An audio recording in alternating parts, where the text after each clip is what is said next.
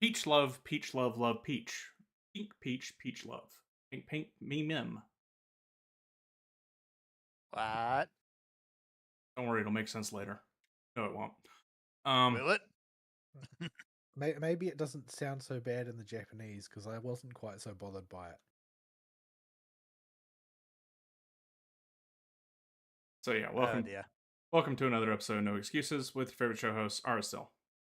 And Phanarian. And Volacel, and we're all here together for the time being to bring you the latest news and games commentary for the week, or we would if anything had happened this week, but it really hasn't. But yes, at any rate, we're going to bring you a show regardless. Fern may have to duck out for a bit, but in the meantime, you can get involved with the show by sending us email at noexcusesvtw@gmail.com, or you can follow us on the Twitter at noexcusesvtw. You can join us in the Discord server, the best place to contact the show hosts and talk to the listeners of the show. And you can do so by clicking on the link provided in the show description underneath the show archive on YouTube. Yes, Shit posting is mandatory. Yes. So on the stream today, we're playing some Genshin. We were gonna run around and explore some woo-woos, but we're quest stuck. Yeah, for some reason, the game has decided that I am locked onto a quest. No matter where I am or what I'm doing, I am engaged with a particular quest, and I can't do anything until that quest is done. Somehow. And there's just no explanation as to why or what quest. Focused experience mode is switched off, so there's no reason why that should be the case, but, you know, it's just decided it's not interested in playing ball. So it won't let me use the co-op function in any way at all. Yep. So Just why? So yeah, there's Star Rail had its big Emphoria story finale, and we had Best Octopus come out, and we have some more woo-woo to talk about, and why the opinions of the internet when it comes to Chinese gacha games are just dumb, and you should never, ever, ever give them any credence. But there's a huge number of things that you can criticize about Chinese gacha games. But none of these people seem to know what any of those things are. They have their own laundry list of incredibly asinine complaints. Oh no, you saw a 10th of boob. How dare you? Oh no, it's way dumber than that. Oh dear.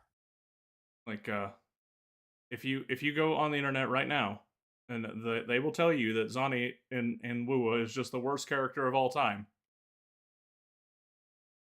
But why though?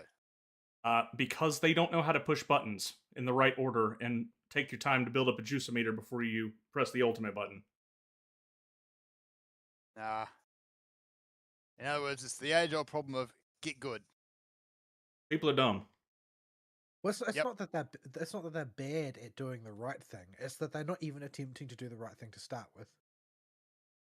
It's like, well, if you want a character to perform, you should place them in a context where they can perform and then operate them correctly.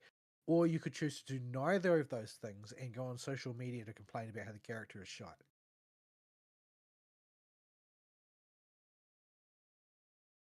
Yeah. Honestly, people would much rather complain than actually, learn. Yeah, so I am once again vindicated by not paying attention to anything the internet commentary has to say. There's a reason I don't social media. Yeah, same. But their squawking in particular is relevant this week because of Star Rail and Cyrene. Well, I wouldn't know about that because I stayed off of social media until the weekend so that I could not get spoiled, because the first thing they did after launch was try and spoil everything. Yeah, the squawking about Cyrene was loud enough that it breached social media and entered the YouTube recommends.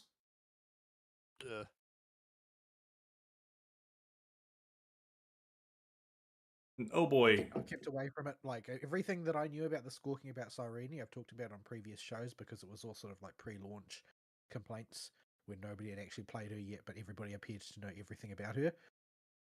And a conspicuous number of people have suddenly all become diehard fans of the whatever story arc she's involved in Honkai 3rd in the English-speaking world. It's a very, very long story arc. Like, you would not have the time to play that as well as play Star Rail this week. So they very, very much have not. So, before we get into all that, though, Vern, what have you done this week? Well, my week's been interesting because it is the start of the Hell March, basically. Oh no. We're out of the Drunk Cowboy season. We're basically done with them and not moving on to Christmas party season now. But my folks are Getting back away to on Chinese season. a cruise around New Zealand. So they needed a break, honestly. So I've got to run everything for a few weeks. They're also boomers, and going on cruises is just what boomers do. Yeah, it is. Yeah, like I said last week, I tried a cruise once, and honestly, any good that I would have loved or had out of it was just completely negated by sharing it with 1,000 people. Yeah, one of my older employees went on a cruise earlier this year, and like the very first thing that happened was that she slipped down some stairs and broke her arm. Oh, fun! Yeah, that's that holiday ruined. Yeah.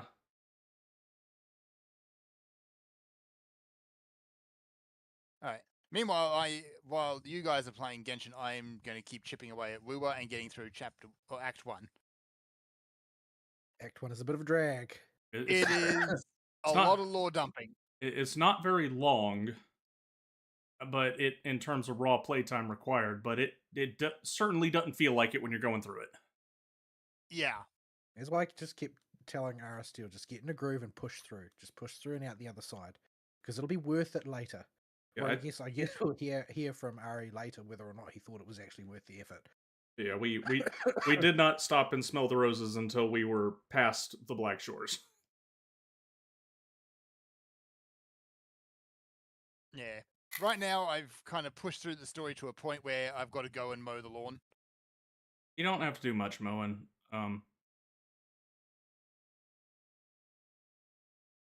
Yeah, fighting the crownless newborn desires. So, you know how Chinese gachas go. They tend to have incredibly elaborate names for a guy with spear. They are extremely dowdy by comparison to Chinese games aimed at the Chinese audience. This is true. Yeah, the Hong Long Dong that went up the Azure River's mountainous waterfall, like as was the autumn leaf into the summer winds. The second would be a reasonable name for actual Chinese, hard Chinese gacha. They do like. I mean, realistically, even that stuff is starting to gain traction in the West simply because nobody in the West makes games that are worth a damn. It's like you get a random, Expedition 33 a year, and not a lot else. Hey, your girlfriend's in Expedition 33, or her voice actress is. That's one of the leading girls. There are so many characters that you refer to as my girlfriend that I have no idea who you're talking about a lot of the time anymore. This one's Carlotta.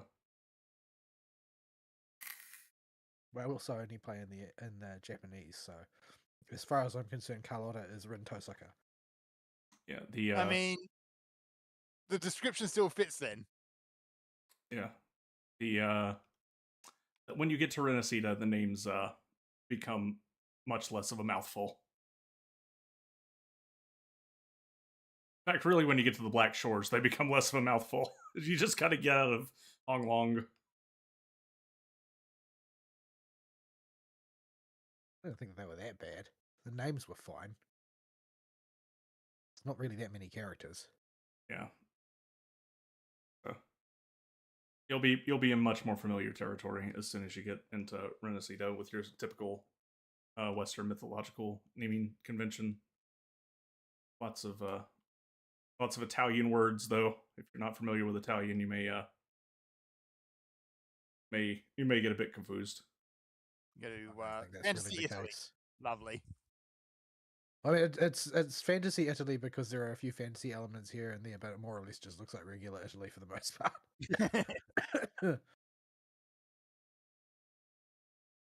Well, at least it does in Reguna. Reguna is Fantasy Venice. Fantasy Rome, on the other hand, bears no resemblance to Rome whatsoever. It is definitely... It looks more like Gondor. Well, That's a departure. maybe if Rome and Gondor had a baby.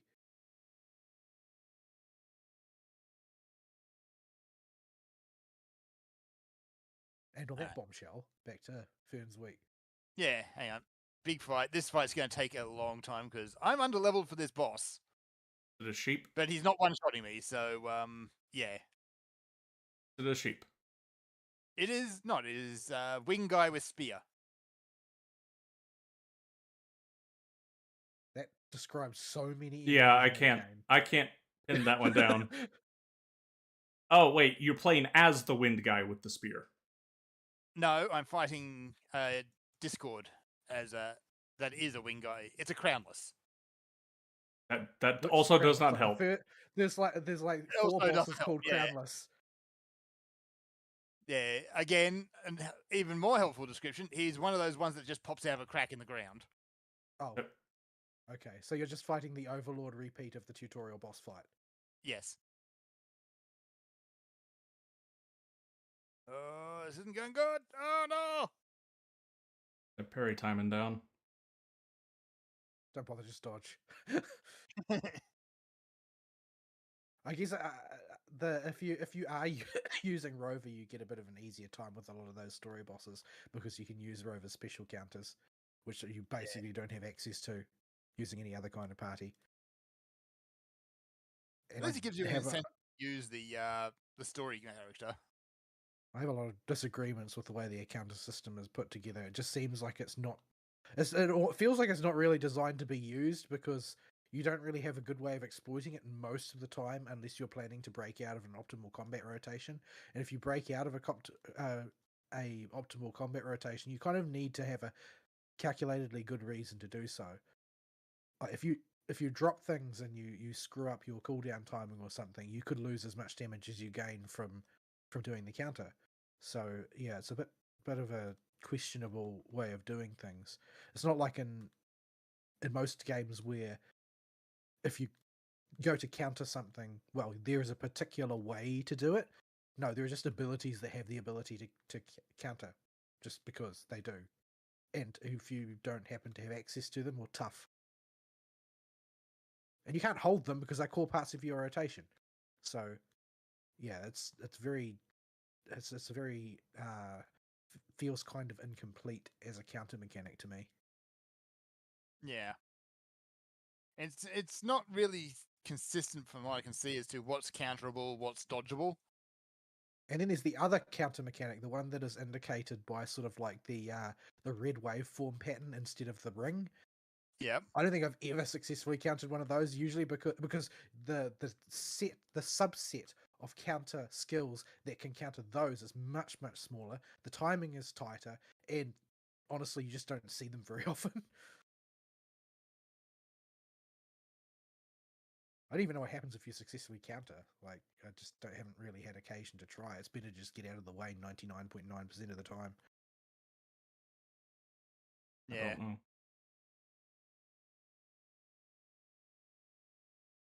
And in a lot of cases, like, I don't really see, like, for instance, I use Yang Yang as the sub DPS filler in my main team. Like, she stands between the support and the hyper carry. But for her, energy generation is just much easier if you use a dodge counter. Like, you want to do as many dodge counters as possible. You're going to be prioritizing that when she's on field because it's more efficient to generate Concerto and to generate Forte than basically anything else you could be doing.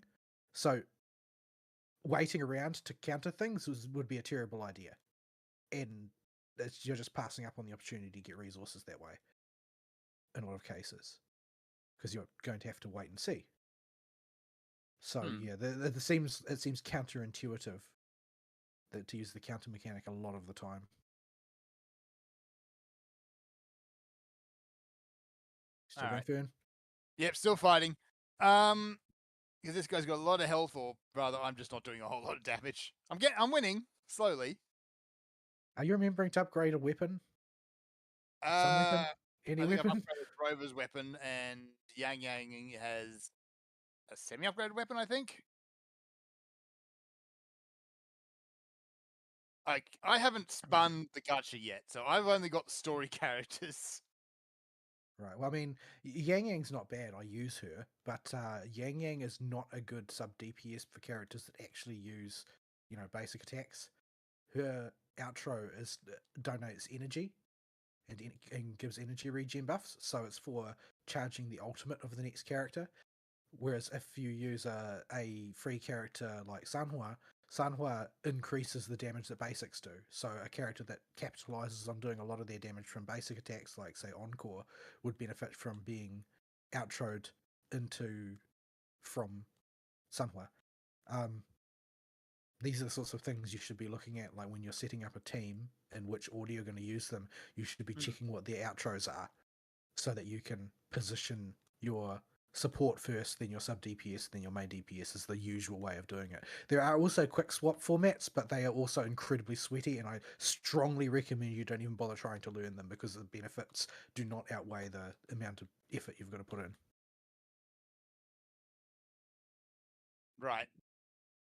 At least I'm starting to get the hang of the game. It's not hard to pick up. You just, as long as you can read the tells and you can mash buttons, you'll get somewhere. The real trick is learning the characters' mechanics, because some of them are relatively straightforward and it's just execution, like Galbrana. Yep. Some of them are like, I hope you're ready to read an essay because that's how long the tooltips are, like Frilova. Yeah, you can. Yeah. You're gonna open up a character like Zani is almost entirely in resource management and execution. There's not a whole lot to figuring out her gameplay, but if you read her tooltips, you're gonna be tearing your hair out. Yeah, I was looking at a few of the characters that are actually on the limited time gacha that you can guarantee a 5-star out of, and it's like one character has an excessively long tooltip that basically boils down to smack the enemy until you fill your gauge, use your special to go into hyper mode, and continue smacking enemy. But unfortunately, you can't just ignore them the way RS dealers want to. Like, for instance, if I just ignored the tooltips, didn't bother to think about any of that stuff on Carlotta, I would probably build the character wrong. Because she has a weird quirk where her resonance liberation and her heavy attacks all do resonance skill damage, and her resonance skill also does resonance skill damage. In fact, all of her significant damage sources count as resonance skill damage, even though they may come from a different type of attack. Yeah, Zani's got something like that too. Makes a bunch of her crap just counts as heavy attacks, even though it's not a heavy attack. So yeah, you have to know this stuff. You can't just ignore it and assume, oh well, I pressed the heavy button in order to make it happen, so it must be heavy attack damage. No, it's not. But that's much of a muchness right now. That's 10 multiples of 10s in the world levels when you really need to start thinking about that. For now, getting characters to like level any characters you want that you feel comfortable just pushing buttons with it to level 40 is a good starting point. So not Lumi. Don't build Lumi. Yeah, if you want to just become a sweaty gunner and learn to play a sweaty gunner, you actually can carry through with playing Cheshire. Baizia works perfectly well as an early game support, especially because you're going to want to heal yourself when you're out in the wild, and she's better at that than most characters. All of the rovers are quite usable. None of them are top tier, but they're all quite usable. They seem to... The one that has the strongest showing is Spectro Rover, who appears in the most different teams. Aero Rover only works in exactly one team ever, but she is quite effective in that team. She's also useless everywhere else. And Havoc Rover can basically be slotted as a proxy for your main DPS carry in pretty much any team that needs a standard attack crit based carry. She's not a good one, but she's a filler that will work. Yeah, it's very straightforward to use. That's one thing I actually noticed for a lot of characters. They've kind of got the optimal build, and then they've got the standby build, and the standby build is usually whatever the new character is as the driver. Havoc Rover for when the driver's on cooldown, and then Baizia as a convenient support. I would Like honestly, early on, you're just going to put Baizhu in every team because you need somebody to put your health back into your bar. if Also, there, Fluffy Dragon is great for mining. if I am anywhere where I cannot run back to a Healy thing, or Encore is fired and Baishu goes in the last slot. But So if you know for a fact you're not going to need any kind of healing or support, then you can just put another attacker in. But I usually just carry Shorekeeper around everywhere, which is a bit of a questionable decision considering how low her energy regen is. She needs energy regen so badly, my goodness. yeah, and Spectra You have to Rover pair her will up with someone like Yang Yang then, yeah. your Spectra Rover will get upgraded after you finish Act 1 because Frazzle wasn't a thing in 1.0. Frazzle is the debuff aspect of Spectro.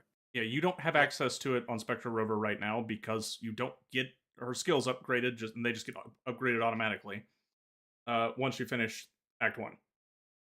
Oh, that's nice at least. I don't remember where the end of Act 1 is. Like, is that at the end of like the invasion of Black Shores. Laguna was? Oh right, yeah, I can't remember. Black Shores was part of 1.0, wasn't the start of 2.0, right? Yeah, that was the last part of 1.0. Like, right. And the first, how far did you go in 2.0? Because I'm a bit hazy on where exactly things happened there as well. I finished all the main story that was released in 2.0.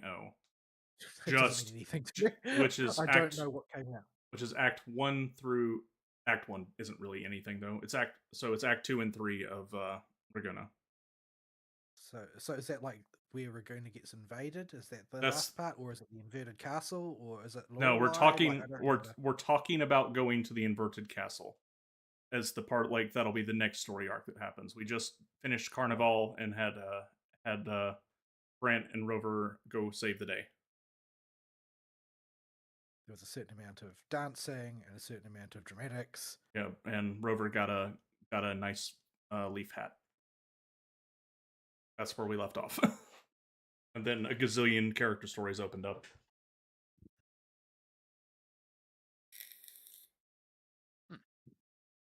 All right, so I should get into my week. Aside from doing the sloggy bits of Woowa, not a whole lot really focused this week. I kind of just dabbled here and dabbled there.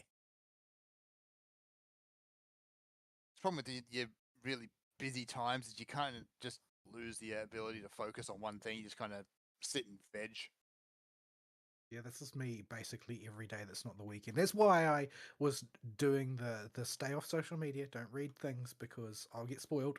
Because I can't play any substantive amount of any video game during the week. It's just not practical to even attempt to do so. The probable outcome of attempting to do so is that I'll look at the clock and it'll be 3 a.m. and I've got work in 4 hours. Like, that's what's going to happen. So yeah. So yeah, I've been playing a few chill out games. Did a bit more No Man's Sky, keeping and chipping away at that. They've kind of gone ham right now. They've just finished up with their latest, the Breach Expedition, which was the kind of the second part of the Corvette's story, or whatever you want to call it. And then they've decided, you know what, let's just run all the expeditions again from the whole year, just 1 week at a time. Normally, expeditions are spread out over 4 weeks, so I don't even know yeah, what an expedition is. basically it's a list of tasks to do. It'll have some sort of narrative overlaid over it, but you don't really need to pay much attention to it. But why do you do these tasks? Because there's shinies up for grabs on it. Yeah, Usually- what constitutes a shiny in No Man's Sky? Like, what do you want? What are you usually hungry it's for? cosmetics, unique ship parts, unique ship models, things like that you unlock permanently for your account. As well as things like trail engine wakes and stuff like that. So all the cosmetic goodness. You don't necessarily bling. need any of it, but it's just neat to have. So bling. Basically, yeah, bragging rights.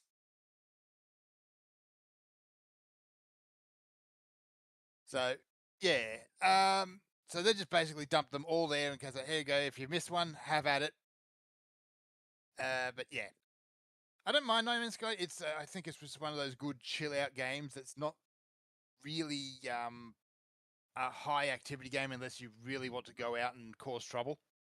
I'm a bit bewildered. How are they monetizing this game? I have no idea, I was honestly. about to say, wasn't it still just upfront purchase? Yep. Now there is a premium currency available in the game, your Quicksilver, but you earn that entirely within the game.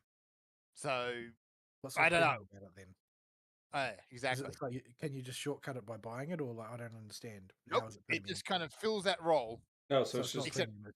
It's just valuable in-game currency. Just valuable in-game currency. Any other game, it would be available for purchase, but nope. So I have no idea how they're actually funding the You game. can even buy red orbs for crying out loud. Yes. I wonder what the Cat marketing. comments. Oh, we're only providing this service so we can shut the money people up. I wonder if they ever found out that he intentionally put an exploit in the game for once you unlock Dante Must Die, you could just get infinite red orbs. Like, you don't even need that. You can do it on Son of Sparta. Yeah. I don't think the money people really cared as long as they could brag to the shareholders that, yes, this game has DLC. That's microtransactions. Like, same with Dragon's Dogma. The DLC that you could buy, or all those boosts you could get at launch, were absolutely worthless.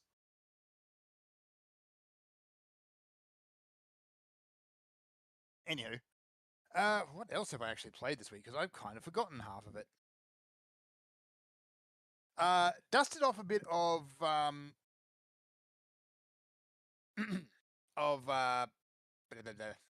branding on the name now. Path of Exile 1, not Path of Exile 2. They've got a new season out which involves attaching severed limbs to your character's back, which just throw fireballs around. I'd forgotten just how much of a slog early Path of Exile is. Yeah, it's a big reason I Yeah, never got very honestly, far. That's the main reason I don't get into ARPGs generally, is because most of them don't have a very they don't have a very smooth introduction that sort of has the right incline, the right curve to get you into it. Like Titan Quest did it quite well, which is why people always go back and play Titan Quest, and so did Grim Dawn, and I guess Diablo 2 did as well. Yes, but most of them don't really accomplish that. Like, I don't feel like Diablo 3, as it was when I played it, does that. Yeah. Especially the early bit of Diablo 3 back when I played it, the whole thing was just on rails. Well, I mean, I played it late, like long after it was relevant, but that was just as bad because in the first hour they start throwing legendaries at you, and it's like, well, where's the gear curve? Yeah. It's actually a situation where the gear curve is completely flat, but there are potholes in it that is called bad luck. So, actually, Diablo 3 and Path of Exile 1 are probably good examples of, like, the opposite problem. Path of Exile 1 is you spend too much time just wandering around and feeling weak. Like, you might get one slightly flashy ability and you use that, but for maybe the first hour or so, you're just kind of running around and whack monster with stick. Which is what you do if you're trying to min-max in Titan Quest 2. Yeah. Whereas Diablo, it's like, they front load everything. So, yeah, you start right off and you're throwing flashy abilities around and you're getting legendaries and stuff and everything like that. But then what do you have left to look forward to? Yeah, so I've seen people play like end game Diablo 4, and it looks really banal.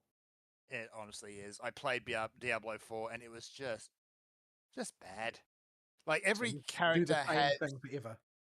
Yeah, like every character had precisely one build. Yeah, especially with modern gamer brain all over the place. I don't know that I could do post-game content in an ARPG again, like I did with Diablo 2. Well, historically, the ARPG, what makes up the meat of the ARPG is doing it over, not doing the same character for eternity. Yeah, pick a different character or a different build, and away you go. Yeah. Especially if you start doing something wacky. But and now they try to lock you onto one character forever, and it's not like you can't ever call a character done. one of the benefits of Diablo 2 was you could farm whatever the best set for your character was, and unless you really wanted to min max your gem slots or whatever those what were they called in Diablo 2 runes? Yeah, runes. Unless you really wanted to min max those, you were done when you got your big set for that character that they wanted, and then you can just move on to the next one. Well, that would take a long time too, because you had basically no way of meaningfully influencing your luck. Yeah, There's Yeah. no pity. Diablo. yeah It but really just came down to how sweaty you wanted to get. but they turned How many ARPGs into times you wanted just to kill Bale? yeah. But Yes. they turned ARPGs just into the infinite treadmill. I'm just like, I don't know about that. Well, I mean, this is sort of like in defense of the modern gacha paradigm. This is what they're trying to tap into, right? Like they know that they can't have you just play the same characters forever. Number one, because they wouldn't make any money, but number two, because that means that you can't bring new people in. Period. End. Because you have to keep spending money creating content for people who are at the absolute forefront and only them. So, the gacha approach is to have constant new characters, constant power creep, so that everybody is starting, give or take on the ground level within plus or minus a year and a half or so, sort of thing. And the story keeps moving forward and everybody can experience the story. So like they've got something that they're trying to accomplish. All of the toxic and corrosive things, apart from the sort of like the monetarily exploitative parts, all of the things that feed into that toxic engine, they're all there for a design reason, and they're because a lot of these older paradigms don't really work anymore. Like if you have your Diablo 2 character as your character and you just play him for eternity or whatever, like they might incrementally get more and more and more powerful, but if you aren't playing for a story reason and keeps coming out, like, well, what is going to motivate you to keep playing? Just autism. Nothing but autism. Now, don't get me wrong, Tism is a powerful driver, but it's not necessarily the best one. Yeah, we live in a day and age though where there are more potent games for tickling the tism, and a bunch of them, specialized in whatever your particular flavor of tism is. Yeah, it's not like you can, go and strut around online showing off your character or anything like that. Like, everybody's hacked their character out the wazoo in Diablo 2, if I recall correctly. Oh, yeah. So, it's pretty much a moot point. Yeah. Like, you can't ever really accomplish anything for anybody other than yourself.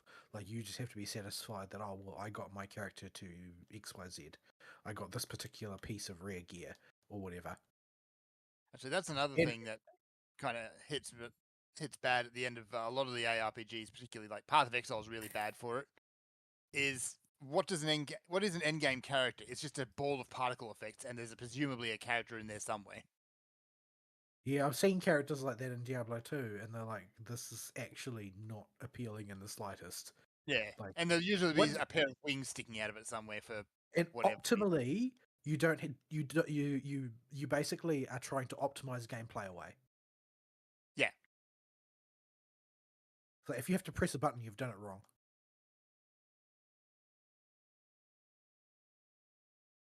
All right, so yeah, I don't hate Path of Exile 1, but it's honestly it hasn't aged well. I don't know whether I should be offended by it because it's an exploitative Tencent game, or whether I have to defend it because it's a New Zealand game. Bit of both. Probably a bit of both. Yeah. What else did I end up playing this week? Power Wash Simulator, and honestly, that's about it. A little bit of Total Warhammer. Naturally, I started up a new campaign with the correct race, and have been having a good amount of fun stomping through the jungle looking for a good fight. I presume that means you consider the correct race to be orcs. Yes, the greenskins are the correct race. I don't know. I've always been sort of partial to the Skaven. Skaven are a good choice. It's like provided you don't mind watching your back. Oh yeah, they do like to be a bit stabby. Ever since we played Vermintide, anytime Warhammer Fantasy comes up, I hear the coconuts from Monty Python. Oh yeah. So yeah, I'm a little disappointed that it took it until Total Warhammer 3 for them to actually make Skaven as the playable faction. Where'd you get the coconuts? The I used- coconuts and the man traps. I used to be able to quote that movie by heart, and I know there's a line that comes after that. We found them. Coconuts in Mercia. Yes. I've only seen that movie once ever, but it's got very memorable lines. It's the whole movie is basically one giant meme at this point. If you had talked to me 5-10 years ago, I could probably recite the entire script to you. I've seen it about 10 times. Oh yes, likewise, but it's been a while, so I'm rusty. So yeah, Total Warhammer, it's still good. It's still very, very, very good.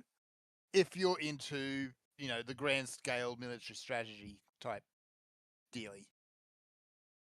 What if you're just But- into dwarves with organ guns? I mean, there's games for that. I like Warhammer dwarfs quite a lot as well compared to most other fantasy dwarves. Yeah. Like, there's just big balls of hatred. It's kind of Hatred, hard. piss, vinegar, and heavy artillery. Usually, Darfs are all right no matter where they're in. Most renditions of Darfs find some way to make them fun. Well, Yeah. the thing that's characteristic about the Warhammer Darfs that sets them apart from other fantasy Darfs is their entire culture is built around holding grudges. Yes. That used to be like I'm only remembering from edition 6 or whatever, but like your special traits that you would take for characters would be holding grudges against particular enemies or whatever. Like, it's all about grudges. Mind you, the new incarnation of the 40k dwarves, keep forgetting what they're called. I seem refuse have to acknowledge them. Yeah, they seem to have taken a big inspiration from Deep Rock Galactic this time around. So there's that. I won't accept it. I won't accept it. Because they're stunties. Well, it's not that. It's that they've sort of become emblematic of 40k no longer being 40k. The movement away from the tradition to the modern audience's approach. Like, because I played 40k a lot in high school, like a lot, and we had a club for it at the local store that sold Warhammer, and lots of gaming gear and game tables and that in there. And it got to the scope where Games Workshop actually sent out a rep to have an event with us. Damn. Even though we're at a minuscule city, I say laughingly, of like 20 or 40,000 people. But we managed to put together a club of like 40 or 50 people. And so they sent out a rep and they did it. And it was like, we did what Warhammer 40k fans of that era dutifully did every time Games Workshop sent a rep out to them Complain. and asked if they were going to bring back squats. Yep. And they immediately said no. But that was the joke, right? Yeah. But then they brought back squats. And they brought them back. Which means that they're not the same people anymore. And this may sound incredibly retarded, but that really is how it feels to me in my brain. They ruined the I've had to joke. wake up. Yeah, they ruined the joke, but it was an important lore joke. Because they realised at that time that squats didn't make sense for 40k and didn't really cooperate with the identity of 40k. But then they just decided to do it anyway. And I don't like that. Yeah. And Because that's from my point of view, that is next to female space marines. Like that's like a notch up the ladder. And moving a notch closer to female space marines is moving a notch further to destroying 40k and what it represents. Yeah. All right. So really, that's my week for gaming. The rest has just been kicking along with the same old anime. Cooking things. Watching Santa Claus be incredibly strange. Yeah, your Honestly, description of that series was just too confusing for me. I think my brain shut down and refused to accept it. Yeah, And then they have the latest episode where the headmaster shows up and he gets so unbelievably angry his eyeballs fall out. Just fall out. Yeah, turns out he's a cyborg Uh-huh. because that's everything the setting hadn't had at this point was just cyborgs.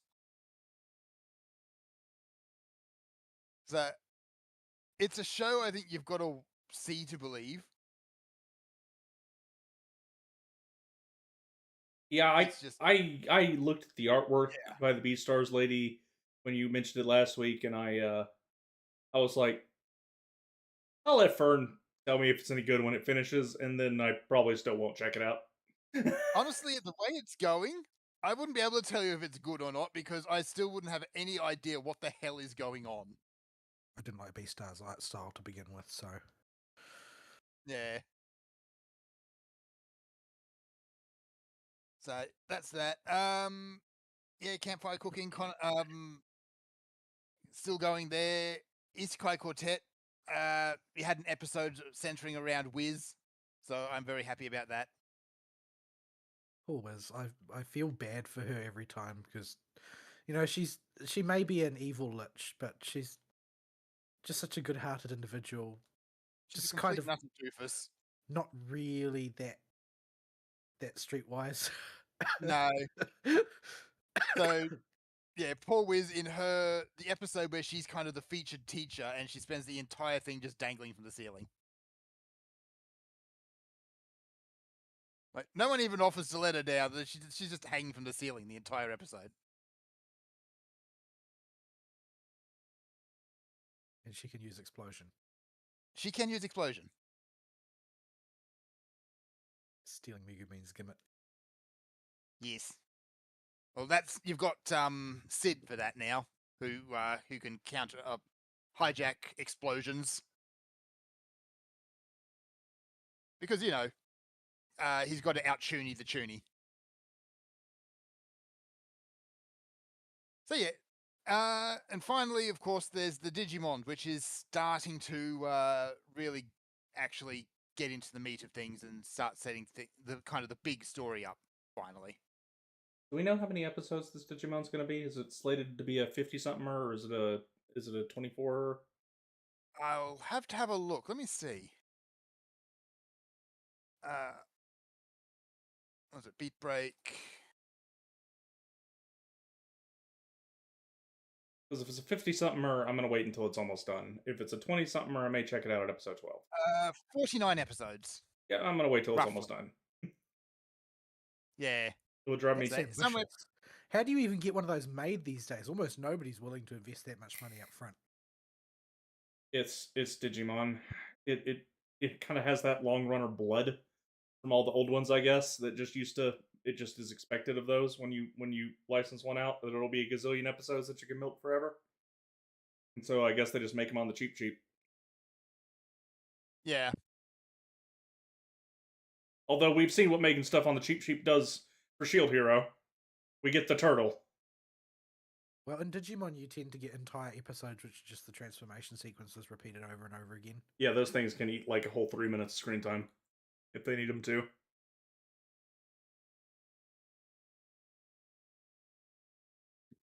Yeah. So yeah, I'm going to leave my week at that because otherwise it's just been work.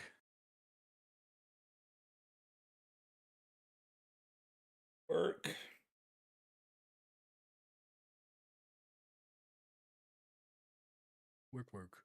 So, Vol, what do? Okay. I think today or tomorrow is Blue Archive 4th anniversary, but it's not yet, or at least I haven't logged in yet. So, not really much happened this week. The After School Sweets Club learning to play musical instruments and having a band was the event on Rerun this week, which is a bit of an obnoxious one because it's one of the ones that requires you to do a rather lengthy mini game in order to unlock rewards. So I have to sit down and do that at some point because the rewards are quite lucrative. So yeah, but other than that, there's not much going on there since it's Joint Firing Drill Week, which everybody loves. Um, for the other gachas, let's see. Ones that I didn't do much in. Genshin, didn't do anything this week. The event is in, but I haven't started it. I haven't looked at it even. Can't remember much about what it's about. Hopefully it's good, but I don't know. I'll poke at that when I've got some time. Haven't got time right now. Haven't really done much in Genshin lately. Been too distracted by other things. ZZZ's not doing anything for me right now because I didn't and don't intend to pull on Yudari. I'm still trying to recover from getting completely shreked in my last pulling session, and I still don't have that much stuff built up because it got me right down to close to 0. I think I was down to like double or triple digits on Polychrome, so it was a dark time. He really likes Zarathus. Yeah, an awful lot. But that be how it is. Besides, I'm not good at action games, and playing a blood magic character in an action game when you're bad at them tends to be a poor idea. So let's not. Not I'm not planning to pull Banyo because I'm not, a woman into urban fantasy. I suppose Dylan is up in the air, depending on whether or not she supports Ye Shunguang, who I'm planning to pull. The current rumors is that she's a physical type like Dylan, so there's a chance that they are designed to synergize. But the rumors about what role she is have been all over the map. The most recent ones say she's a defense character. Previous ones say she's an attack character. So not really any knowing. But whether or not I pull for anything in the next patch is going to depend on whether or not there's a strong indicator of synergy. And that's usually going to be the case if, because it's quite likely that with the amount of storyline teasing, Ye Shunguang is going to be a 10-pole character moving forward. So if Dylan has a bunch of, as a physical stunner, has a bunch of synergies for things that don't really seem to be that evident in the game at present, probably because she's going to synergize with Ye Shunguang. Other stuff coming down the line in ZZZ. There have been a bunch of stuff coming out from the testing servers, a bunch of rumors, and in addition to the previous rumors about Soldier 11 getting a tune-up, and her tune-up seems to be basically that they're adding extra bits to her combo, and they're making her a bit more usable by giving sort of mechanical ways to earn guaranteed fire infusion as opposed to having to always have the timing perfect, which is very hard to maintain even under controlled conditions, let alone during actual use. They're injecting things which basically need to be a staple for characters like her, like when you do when you interrupt your combo to do a dodge counter, you can then resume the combo rather than having to start over. Oh, dodge which offset. is the bane. Yeah, it's the bane of most straightforward attack characters like Soldier 11 is having to restart your combo. They're just lengthening her combo as well to add I think they're adding a 5th higher damage multiplier attack, which is the simplest way to increase a character's output if they're a straightforward attacker. There's a few other tune-ups in there as well that I've seen, but yeah, it seems like they're just giving her a bit of a tune-up, and it seems like they're also introducing a more elaborate kind of character improvement mechanic for older characters than just a simple switch the new abilities on or off type of thing, like an upgrade tree of sort for old characters. And there are also a couple of other tune-ups have been spotted. The one that the most information is floating around in the social media sphere for is Grace. Supposedly she's just basically they're going to basically rework her mechanic to actually make it do something. Because, she's got that zap charger thing, right? Mm-hmm. But they're basically going to make that have a lot more tangible benefit to your playstyle as a resource, as opposed to, you just fill it up and then you use your skill and then it's all she wrote. It's not exactly interactive.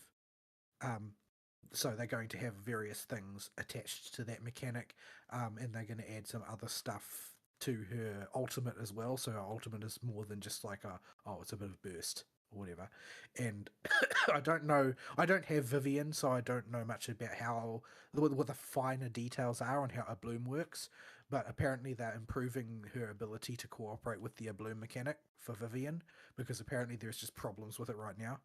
Yeah, it Um, can get stuck in you can get stuck in wacky spots with her having enough charges and no way to pop an anomaly to start triggering the blooms.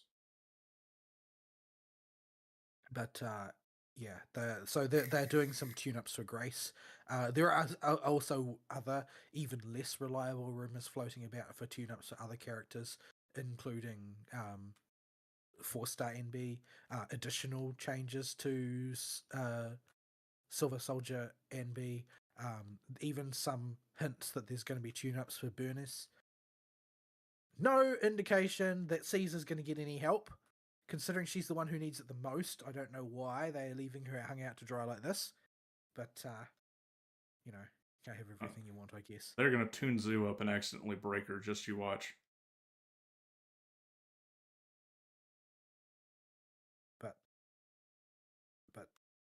But Zoo's assets are so important outside of combat that inside combat, I think most people are willing to overlook a little bit of superiority. She is only overpowered if the in-combat screenshot tool is available.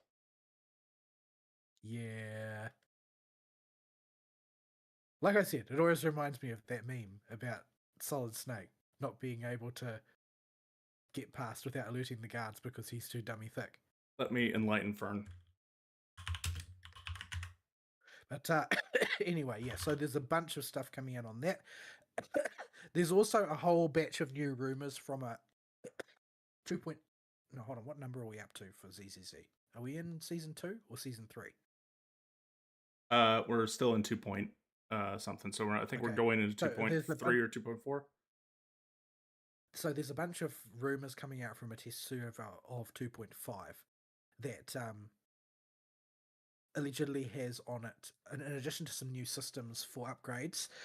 Number one, it's got more Bangbu TV, according to some leakers. Because apparently if you can learn lessons fast, you can also unlearn them.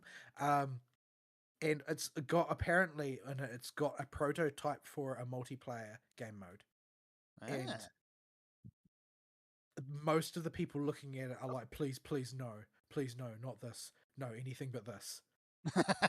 That good. Because it appears to have been sort of structured around more like MOBA logic, in the sense that you are forming teams where you're forming like scrimmage style teams with random people, but everybody has particular roles that they have to fill in order for and it's probably going to be co-op PvE at this stage, but it's got like competitive objectives and leaderboards and that sort of thing. Not like this. So a lot of people are like, oh, well, I actually think that leaderboards are a bridge too far. I don't want that type of like I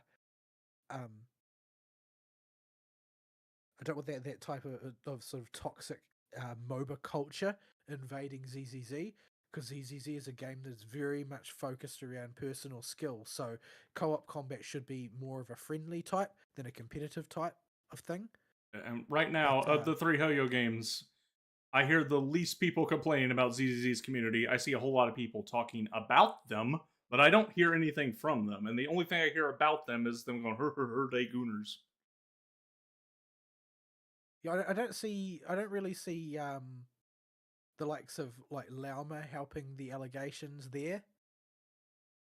Like, even if you say, oh, ZZZ are all gooners, well, you're a Genshin player and you pulled for Lauma, didn't you? You did. Oh, have you looked at her outfit? What, outfit there is? But yeah. I mean, to be fair, Yahari does not wear clothes in part of her trailer. There's a lot of stuff suggesting that they're going to go a very competitive route with multiplayer, and that seems, if nothing else, like it's going to be demanding a lot from their netcode. but yeah, so long as they keep it strictly PvE, then the netcode won't matter so much. On the other hand, a game with the sort of mechanics that ZZZ uses with PvP will only be about netcode and nothing else. It'll be netcode or go home. Like, your ping will be the only thing that really matters. Whether or not any given company cares about that is another question. Like, fighting game companies don't give a toss what your ping is. But they also have a very specific audience. Yeah, they made the big spiel about switching to that netcode that works really well if you're real close to the person physically, geographically. Yeah, rollback. But as soon as they all got that implemented, that's it. They stopped. No more innovations in making netcode easier. It was just basically an act of standardization across the industry. I doubt anybody's willing to invest money in trying to solve that problem. Like, if you want to solve that problem, then basically it's Starlink or go home, I guess, at this point. Like, you're going to need to solve infrastructural problems, and at present, the only way to do that is satellite, because you simply can't make cables faster. It's not going to happen. Anyway, so yeah, I don't have anything to say about Yadari because I don't intend to get her or use her. I mean, she's going to be shilled, I'm sure. It's going to make things a little bit rough for a cycle or two, but them's the breaks, yo. The Shia defense cycle that she's shilled on, you can just Miyabi that side. It's all Ice Week, but both sides, the other side's Ether Week, so you can just do the Miyabi team on one side and the Yishun. Yeah, Yishun team on the other. So current event in ZZZ is a nothing burger, so nothing to say there. Yeah, that's that as far as that one's concerned. Let's see. Now, there's basically going to be a one-to-one overlap for me with whatever you have to say about Star Rail, but there's not a one-to-one overlap for Woowa, so I guess I'll do Woowa first. So Woowa, I've made some more progress. I don't remember where I got up to last time. I think I did at last week's show I had done all of the character stories that were available to me. So at this point, I've done up through 2.6 or 5 or 6 or 5 or 6 or 5. I'm just gonna pull up the wiki so I can get an idea where we're at. I don't know. At any rate, I did another big chunk of a story, and I just had a great time. It was more of the same in the sense that it continued to deliver. It was a different type of a story compared to the previous chapter, largely because it was a much more sort of aggressive approach, more hunting approach. But the thing that really struck me about it is the way that the sort of the back end of the first of those chapters played out was basically the same story as the whatchamacallit. What number were we up to? 5.3? Whatever, I don't remember. The part of the Natlan storyline we didn't like. Oh, the finale. 6.3. Yeah, I don't know. Yeah, that was wasn't that that was 0.3 because we had part 2 was the good one that had the war. Or 0.1 was the intermission that had the part 1 was the war, part 2 was the intermission, 0.2 was the intermission, and 0.3 was the finale.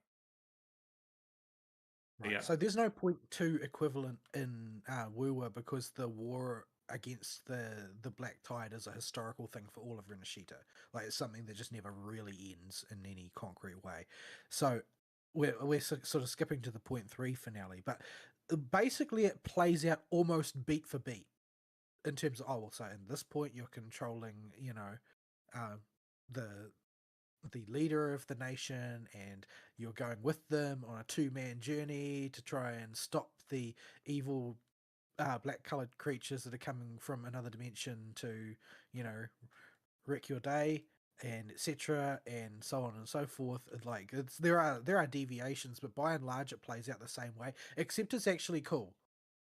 And I think it's actually cool because they don't try and, like, because Woowa have learned their lesson about introducing a mountain of proper nouns all at one go.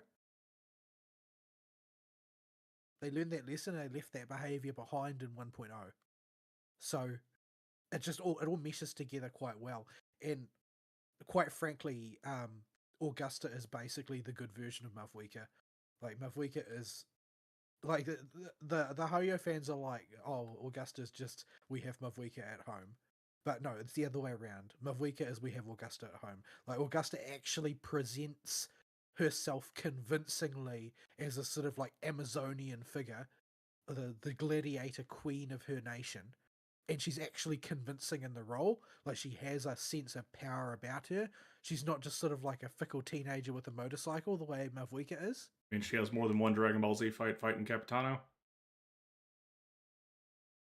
Well, I don't know how many fights she has generally, but you get to control her a lot, and she has a palpable feeling of power behind her attacks. Like, it's not comparable with Mavwika at all. Like, I've gone on record multiple times as saying I think that Mavwika's game feel is completely trash.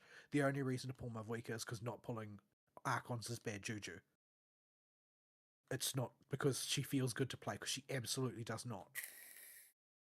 She just feels weird and floaty and has no impact whatsoever. Augusta is absolutely the opposite way. She feels incredibly powerful. Her every action has impact. She's got heaps of abilities. She has 2 resonance liberations, like, that are just charged using different meters. Possibly a third one, even an empowered version of one of them. But yeah, she just feels like a really powerful character to play, and she projects that power as well in her role in the story, because unlike in Genshin, where everybody is just utterly worshipful of Mavwika and she doesn't really have to do anything to prove herself because that's all happened off screen, everybody just thinks she's the bee's knees, and whatever she does is treated as the bee's knees.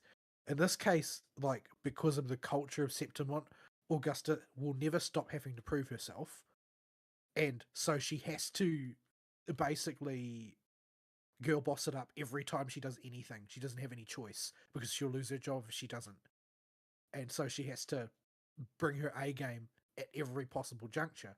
So she actually comes across as being powerful, influential, respectable. She manages to do the leader thing far better than Mavwika ever could. And she mainly suffers from the main Woowa problem of narrow focus, in the sense that she will get focused on for one patch and you'll never hear from her again, sort of thing. But yeah, she had her day in the limelight, and there's a big old fight, and you do the same thing where you go along with her on a 2-man journey, and you go out there and you fight the evil abyssal monstrosity, and you put the monstrosity down, and then you go back victorious, and everybody cheers. This led into the next part, and the next part is essentially a main story integrated character story, and this is focused on Yuno. Yuno is basically the Tosakarin version of Ishtar from Fate Grand Order, except she doesn't have the same voice actress, because that voice actress is already doing Carlotta. So she's a different voice actress, and I think that if they gave her the same voice actress, they would probably get sued. Because she's so much like Ishtar. She has the sort of the magical bow that's gigantic, and she rides around on it, and so on and so forth. And she dresses the same way, and so on. She's got the same personality. She's incredibly tsundere. She even does the "it's not like I care about you or anything" thing, while sort of like pouting and turning away from you type of thing. Most importantly, though, she feet people. She is feet people, unfortunately. Her tacit mark is on her foot, and the camera will make sure you know that. Her story is a little bit. It's not like it's engaging. It's not like it's not engaging. It's got all of the chops you need to make a decent character story. I think it's pretty middle of the pack as far as decent character stories go.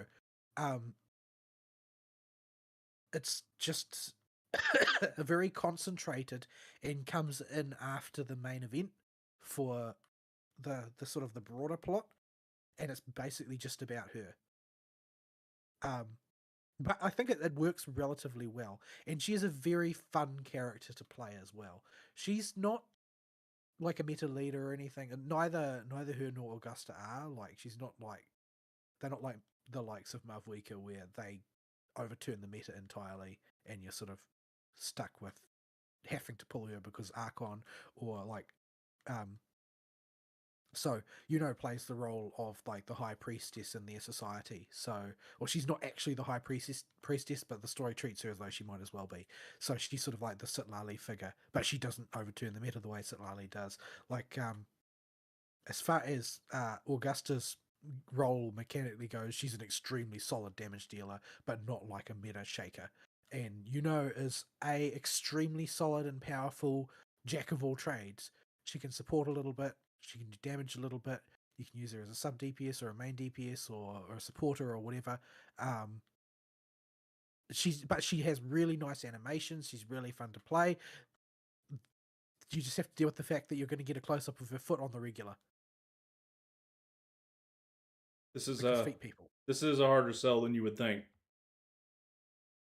Yeah, I'm kind of tempted to play her just because she's very to pull her simply because she's very fun to play, and her animations are really like quite incredible in their own way. Like, I don't even know how to describe it exactly. Like, she has this thing. Well, she has a sort of like a mode change thing which you do by pressing jump, but when you do it through some directorial trickery, it's like passing through the surface of the water. I don't even know how to describe it, but it's like suddenly you're fighting like normal, and then you jump, and it'll be like you're diving up into the air through the water, and then you're still exactly where you were, but it's like the surface of the water has moved down or up, and you're in a different phase type of thing. It's very hard to describe, but it's executed visually very well, and it just feels cool to do. Yeah, she's a really well designed character from a visual design perspective. Most of the people that are dunking on her don't like the fact she's got a revealing outfit, and she does have a revealing outfit. Wu is not going to beat the allegations anytime soon. But I mean, ultimately, my opinion is she's got a revealing outfit because she's a Ishtar XP. Like, the inspiration behind the design is too strong for her not to be. But yeah, it was still an enjoyable story. It was a very pandering story in some ways. Like, you meet a version of her that is sort of like incomplete at one point, and so she's very sort of meek and docile and wants to hold your hand all the time because she doesn't want to get separated from you and that sort of thing, because she ends up in a sort of like a shattered personality state temporarily and that sort of thing, which is very pandering in a lot of ways, considering what a sort of brash and stroppy individual she is most of the time. So it's definitely designed to be sort of like a Gat Moe type thing. But overall, the story worked quite well. It's sort of themed around like fate and defying fate type of thing. A very common theme for these types of games. But yeah, it was a solid story. I enjoyed how it was put together. The presentation of everything through that content that I played last week has been great. I've only got about one patch worth of main story. Well, maybe two patches depending on how you count them, because they started like splitting across the middle of the patch cycle thing a little bit in some ways. Yeah, there's about one patch's worth of stuff for me to do to catch up to the main plot, and then I've got to backtrack and start mowing the lawn. But coming down the line, and the next one is going next one to be introduced is going to be Chisa in the next patch. I think the preview stream is going to be on the 14th for Wuwa. I'm looking forward to seeing how Chisa works, but she seems like she's for a team that doesn't exist yet, because she's a Havoc character. She's a Havoc Broadblade support. And there's basically no role in the game at present for a Havoc Broadblade support, as far as I'm aware. Yeah. You could support a Zani Phoebe team with her.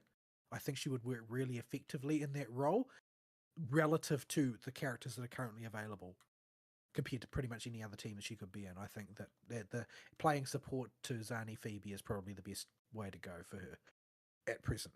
But because, Havoc Dot isn't really a thing in the game right now, it sort of more implies that the next major chapter is going to revisit the dot mechanics for the other elements that are not Spectro.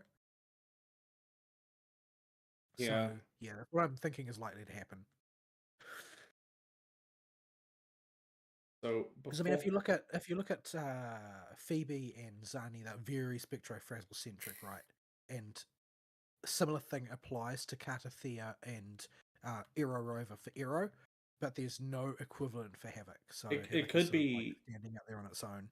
because Phoebe was released like a whole 2 or 3 patches before Zani, apparently, when I went and looked up the release dates. It could be a scenario like that where they're putting out the support for the character that's really going to use it first. We just don't know who that character is yet.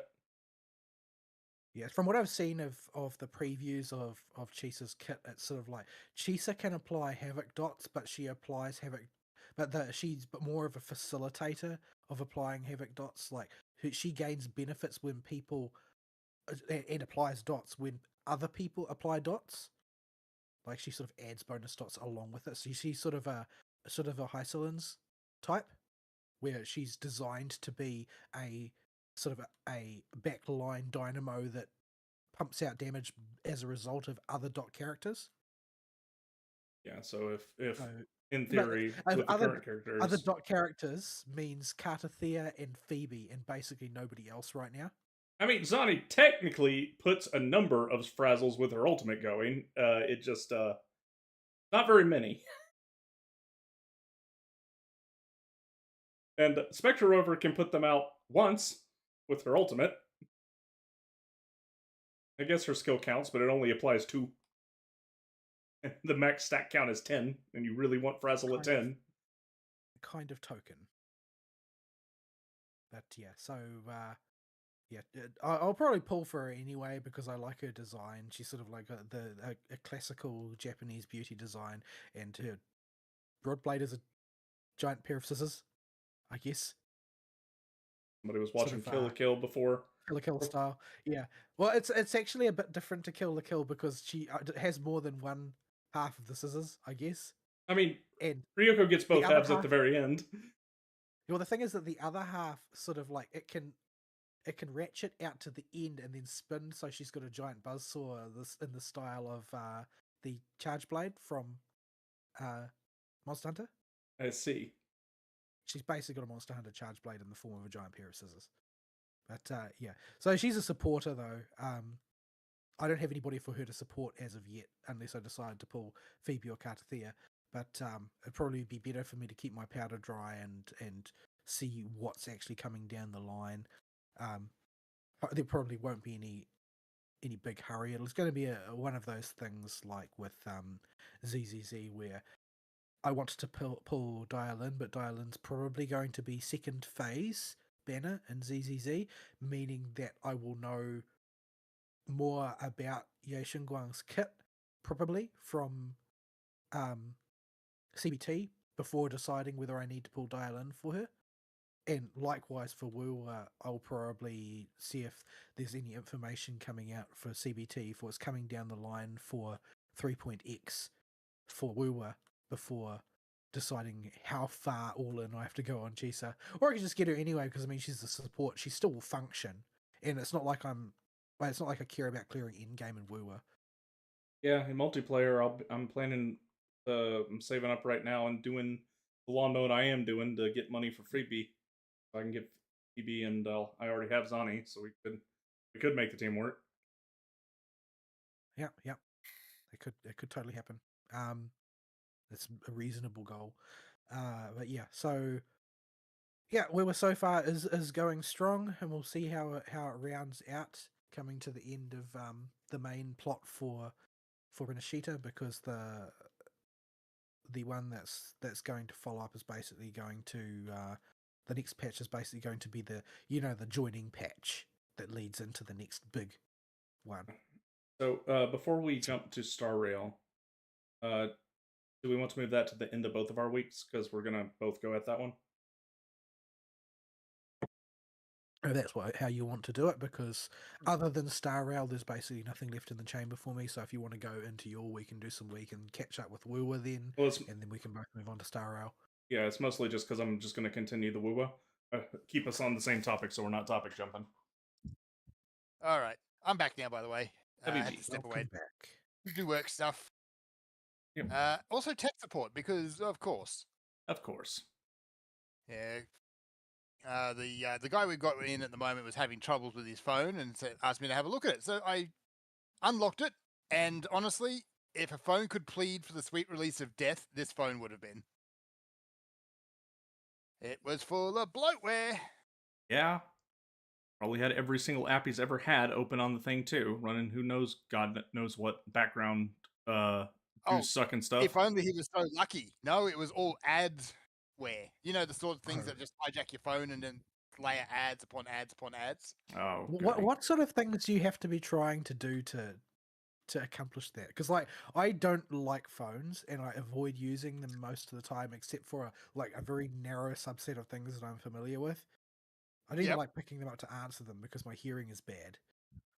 I think he picked up one somewhere along the line, and then he started downloading virus scanners in gigantic air quotes and phone cleaners in gigantic air quotes. So solve the problem by making the problem worse. So what actually happened was he went to Port Sites on Safari. It got a backdoor into his phone, started messing it up, and he tried to fix it by downloading more malware. Pretty much. Swap it from a Safari to Android or Chrome, and yeah, pretty much. That makes it even easier. That's why I don't use Chrome. So yeah. Oh, hello, doggo. So yeah, I got it. My phone is probably pleading for the sweet release of death as well, but for different reasons. It gets contaminated with all kinds of things at work. Mine's still operating fine. That thing is an audiobook machine for long drives, and it used to be the Pinecone machine on the can, but now it doesn't even do that anymore. Guess what? It needs to be treated with isopropyl alcohol on the regular just to keep it from killing me.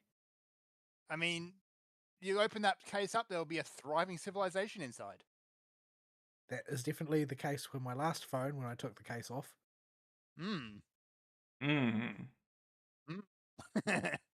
This is the phone you take into a lab. Well, I mean, normally you're not supposed to use a phone in the lab, but unfortunately I'm the manager who is being forced to go into the lab, and if people can't contact the manager, they complain. Yes. Right. So, your phone is going to get a staph infection. Probably. Yes. Despite the lack of staff at his office. Yes. But So, to avoid topic jumping, Fern might be interested in some of what I have to say with Woowa, because I'm much closer to where he is. We'll just jump into my Woowa talk now. I initially wanted to get further, but then remembered it was Star Rail Story Week, and Ball was definitely going to want to talk about the new patch. So that had to eat like a solid 8 or 9 hours of the free time this week. I don't exactly remember how long it was, but I do remember. Well, we'll get to that later. So in Woowa, I left off last week near the end of the 2.0 story, which is Act 1, 2, and 3 of Renacida. Act 1 is basically you go through customs. It's not very long at all. Act 2 and Act 3 are all... And you meet Phoebe. You do meet Phoebe. Phoebe is at customs, and then you don't really see her very much after that until you get into the after Act 3 stuff, the extra quests. But the rest of it is all building up to the carnival, and and the crowning of the next laureate and all that stuff. So I've got that far now. All that stuff is a lot of fun. All the characters are a lot of fun. I basically liked all of them. Getting the contrast hitting you. Yeah. You understand what I was saying now about it feels like I'm just playing a different video game. Yeah, like you started to get a little better at Black Shores, but there's so much more just character to all the fun characters in Renacida, like Brant and Ricolo and I'll keep wanting to call her Charlotta. That's the forever pure, forever racist. Like Carlotta and and all the and Zani is there too, and Phoebe. They're just so much more colorful as characters. There's a lot more character to them. The 1.0 characters are very very dry, for lack of a better word. And So one of them is like sort of desaturated, and the other one's very vivid. Yeah. But you meet Brant and you immediately know that this guy has his own personal spotlight he can call down on command, and you know exactly where we're going. There's going to be a lot of wild gesticulation. Yeah. Scenery chewing. Yeah. I'm not kidding when I say he can call it down on command. Just did his character story today. But yeah. His little assistant Ricolo is fun too. She's more serious than Brant is, but she's still got a cute little story. It's probably the weakest of the character stories I've done so far from Renacida. But she's at least got an interesting, in my opinion. Yeah, but she's at least got an interesting gimmick with the box with Pero. It's better than the 1.0 one with the spear guy and the lion guy and that. Yeah, it's like this guy's a tiger, but now he's a person, and this is the general. And did you know he participated in some games when he was a kid? Did you know the generals go to war sometimes? Yeah, I know. Like, it's just the 1.0 characters. Jesus is a little bit better, but the storytelling is still very dry. And like it has more emotional impact, but it's just not quite there yet. They spend the entirety of the Black Shores. They do much better with what's her face, the Red Flag, but she's still a crazy red flag. In the early ones, I think Aurier, Gigi is good, and Encore is good, and then moving on, Camellia is good in Black Shores. Mm-hmm. But they're all sort of like, let us develop our technique because we need the 2.x ones to be a lot better. Yeah. So, and the main story of 1.0, if it didn't have the Black Shores at the end, I would honestly recommend people just skip it. Because you kind of need a whole lot of the stuff in the Black Shores to really get a handle on what's going on. And some of the stuff on the mountain to really emphasize how big a deal the Sentinels are. The rest of it... I think that you need the mountain stuff. I think the mountain stuff is important, and unfortunately that's at the end of a chain that you can't help. I think you also need the courier one, to be honest. Oh, the one that goes through the fire area? Yeah, because that's what the entirety of the Black Shores is, all focused on the outworkings of what happened there. So if you aren't familiar with that locale at all, it's just going to be kind of weird and abstract. Yeah, it'll be some nebulous place. But if you keep it in your head that that's the area they're talking about where that port was, that's probably enough to get you through. None of the green quests are anything to write home about in 1.0, as I talked about last week. They're all quite bad. Monkeys. And endless monkeys. The mud quest. Oh, the mud quest. You love that mud quest. The mine quest is a total nothing burger of a quest. I don't remember a dang thing. Take very long. No, it doesn't, but I don't remember a dang thing that happened in that one.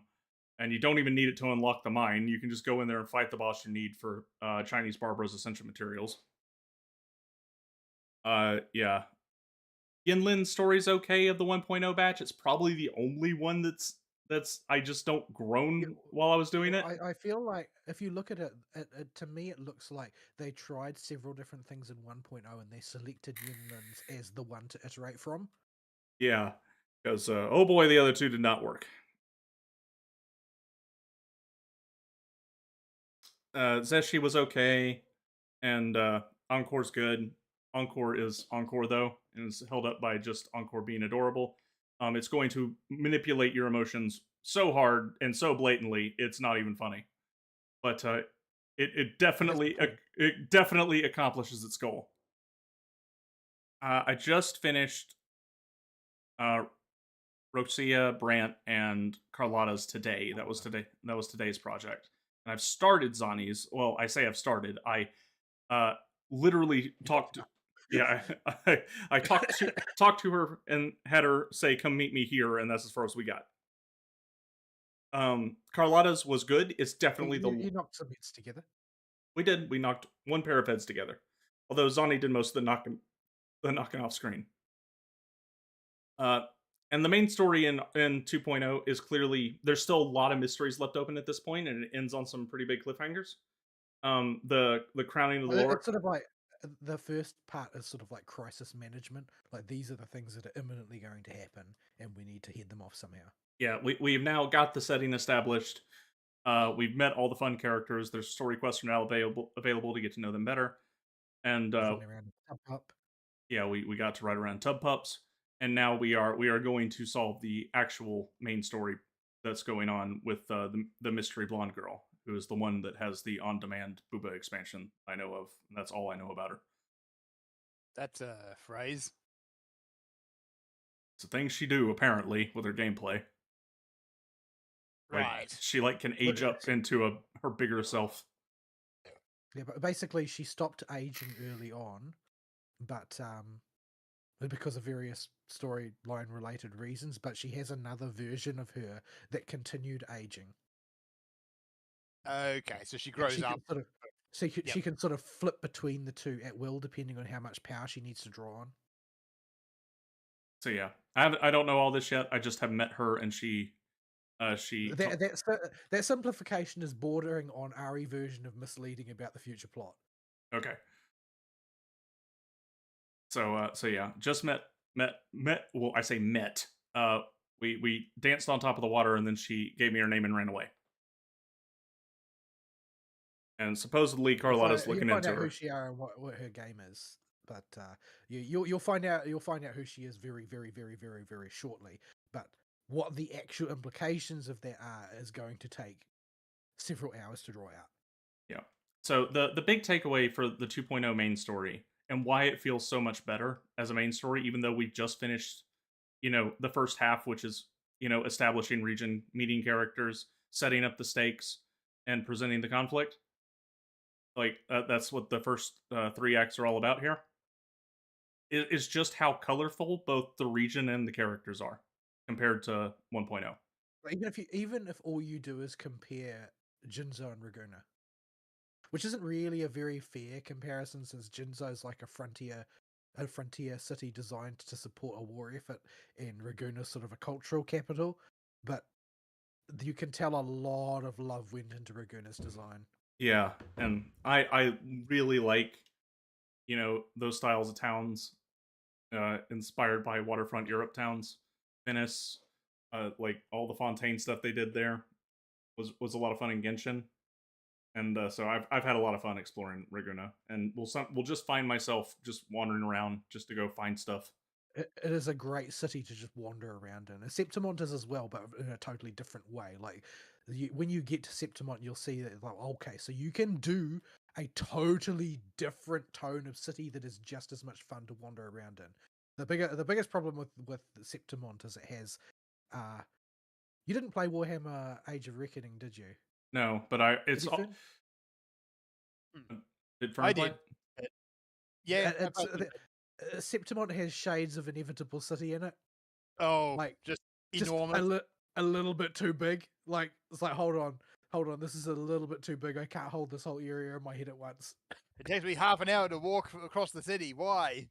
Yeah, Raguna the city is not very big. You have the offset island to the east, and then you have the offset peninsula, and then you have the 3 main wings of the city on the other side of the lake. That's it. and they all are aligned vertically on the map. It's very easy.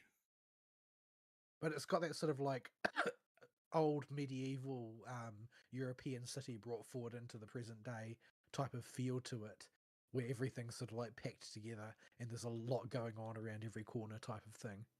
Yeah. So yeah, I've really enjoyed going around Renacida. I really like all of the characters. Like Rosia is the weakest, but she's still fine. I mean, if your worst is just fine and everybody else is good to exceptional, like I think so far Brant and Phoebe have stolen the show in terms of characters that I like. Because Brant's just too dumb and over the top not to love, and Phoebe, well, she's Phoebe. Is the first bank infiltration before the carnival or after the carnival? I can't even remember. It was the first quest I did after the carnival, where you go in with Phoebe. No, I'm not talking about the green one. I'm talking about the main story version. Oh, that's before the carnival. You have to go in there for some reason with Carlotta that I don't remember to retrieve something. Right, because I can't remember where all these things fall in the main story now, because I blew through them all in one big sitting. Yeah, it's very easy just to power through that, and I did that Sunday is when I got through most of that quest line, the main story quest line for the first 3 acts, and then just came in and touched it and cleaned it up, and that's what unlocked this barrage of stuff. I did not have time to touch it all week after that, and what I did do was basically the only quest I did in the middle of the week was the green quest that was Phoebe's quest, where you go into the vault to have Phoebe deliver an artifact the church just handed her, and she does Phoebe things to the echoes and machines inside, which involves bonking He and does have a stick. and being just a Can he use it? tiny little blonde bubble of sunshine everywhere. She's Surrounded by people who are way more cynical than her. yeah, she is just this little bundle of sunshine that can somehow sunshine so hard she can defuse a bomb. As apparently the thing she was carrying into the vault was a bomb, and just because, from what I could tell, because Phoebe is just such a happy little ball of sunshine, it just says no. He just decided not to go off for some reason. Yeah, like you watch the cutscene and it shines with all kinds of RP glowy Phoebe magic, and it just doesn't explode. And they tell you after the fact that was supposed to be a bomb.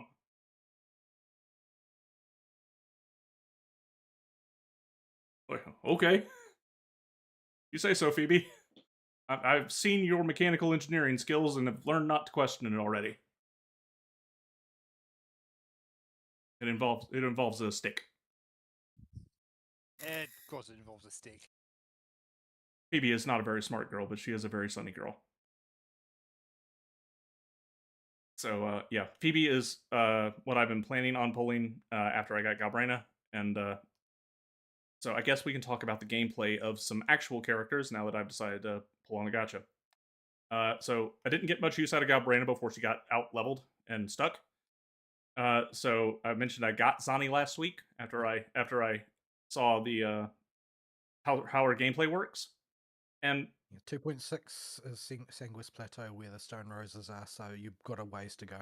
yeah, I still got to get through probably all the stuff in in Not Rome, but I'm not in a hurry for that. I just more or less wanted to know where it was so I could plan when she's going to be usable. Not to expedite the process. You can't really anyway, because there's a story lock for basically each island in the archipelago. And Yeah. so you can't really get to Sanguis Plateau until you've been through. When you're done with the Raguna region, then it will unlock Septimont and you can go to Septimont. When you're done with Septimont, then it'll unlock the Sanguis Plateau and then you can go there. But you can't, as far as I can tell, go there at all until you have story qualified for it. Yeah. So, Fern, this is relevant to you. And this is going to be the first batch, and we'll segue nicely into some Star Rail stuff later. If you go on the internet right now, and you look up people's opinions on Zani, or you get them by accident, like I did, because I was just looking up how she played and trying to get gameplay videos that gave me an idea of game feel, you will just see a deluge of people telling you how terrible she is. Oh, right.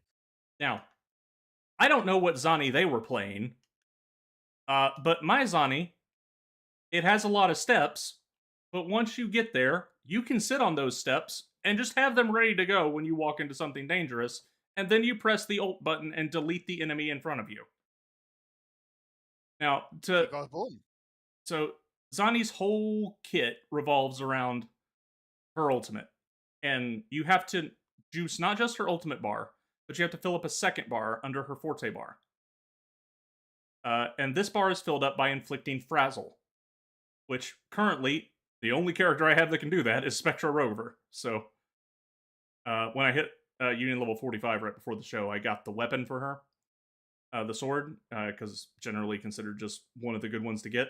And if I'm going to be using Spectra Rover as the tertiary slot on that team, she's going to need a weapon anyway. So I got the sword for that, so that's been good. But yeah, because unfortunately, the story sword that you get for Rover is only good for Euro Rover. Like, it's really bad for the other builds. Yeah. Spectra Lover loves that crit rate and energy regen, though, and that's all what that sword's about. So, well, and raw attack, but you just kind of take that and hope you roll high. But, so yeah. What you have to do with Zani is you need to pull Spectra Rover out and inflict somewhere around 20-25 stacks of Frazzle. Somehow. If you hit multiple targets, it does exponentially speed up the process, but it seems to have diminishing returns. So, like, her ultimate will apply 10 stacks to every target hit, but if you hit 2 targets, you seem to only get credit for, like, 15 on Zani's meter. So it has diminishing returns on it. But if you hit, like, 4 dudes, that will almost fill up Zani's bar.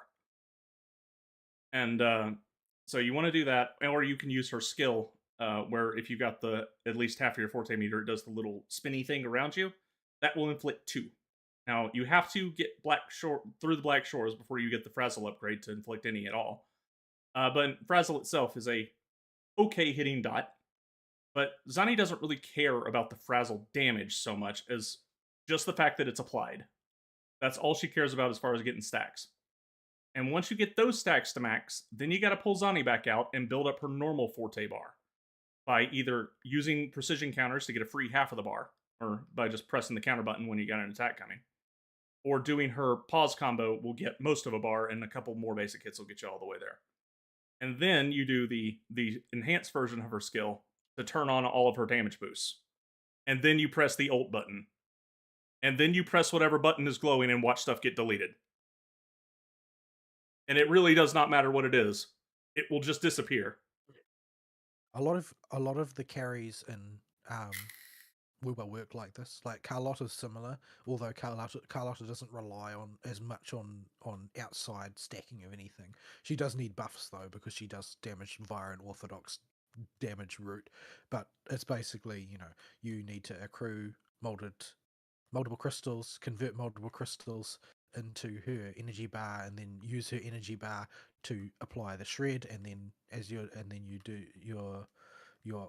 when you start firing your ultimate, the ultimate is used once you've got all of your buffs and all of your debuffs are all nicely set up, and then you use your ultimate, and she basically shifts mode into Twilight Tango mode, and at that point it's just like a torrent of big numbers.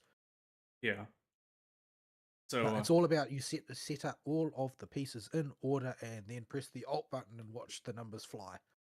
Yeah, and how you spend your meter in Zani's ultimate can determine a lot of factors. You can go for a high refund, so you can use her ult again sooner by having her inflict more Frazzle herself to rejuice her bar, by just using basic attacks and ending it with her ultimate, and making sure you miss with the ultimate, and that'll put her back, give her quite a big refund, and make it much easier to rejuice. Or you can dump it all and do like 2 charged attacks and a full attack combo, and then dump her ultimate for the big damage, but you'll be back at 0.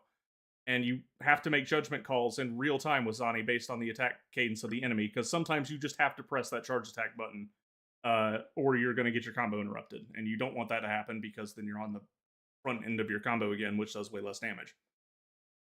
But so there's a lot of active decision making, but it doesn't take a lot to learn how to play it right. You push the ultimate button a couple times and mash the buttons, and you figure out what you need to do when. And you can get the hang of it.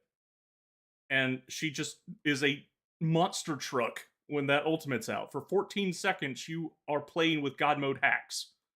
She still takes damage, and I have accidentally killed her in her ultimate before because I wasn't paying attention. She does have a little bit of super armor. But these people sitting there going, oh, Zani's just terrible. It's so bad. I'm like, okay, you mofos. Number one, you guys are all playing at max level in the in-game dungeons, and that's all you care about. Do not ever listen to players in gacha games if you are not planning to sweat meld the end game. And number two, she works just fine in the overworld. Is she fast at killing stuff? No, not at all. Not unless you plan to take the El Cheapo route I told you with her ultimate. And even then, one screw up where you accidentally hit something with your ultimate dumps your whole bar, and you gotta start over from zero. But she is effective at it. She will get you there eventually. Most of the social media sweat lords just aren't at all interested in whether a character is at all enjoyable to play. They don't really care about that. Probably the main amongst the people that are dunking on her with knowledge is probably because there's an AoE game mode that I haven't tried called Whimpering Wastes, which is very AoE focused, which means Zani can charge quickly, but she's not going to be able to put an end to large numbers of enemies quickly because she's basically can only hurt what she can reach. Yeah, she does swing very far with that weapon, but she's swingy, but she's not the most like high speed nimble character that can cover a lot of area. Like, for instance, you can get away with Carlotta in Whimpering Wastes because even though she doesn't have AoE any more than Zani does, she can cover a lot of ground with her attacks. A lot of ground. So you can move where you need to really, really, really fast. But Zani's a very conventional, I have a big piece of metal and I'm going to plant it right on your head. Yeah. So right now, like the Perd1 tier list puts Carlotta and Zani for Tower of Adversity on the exact same tier, but you'll notice a big red bunch of letters underneath Zani.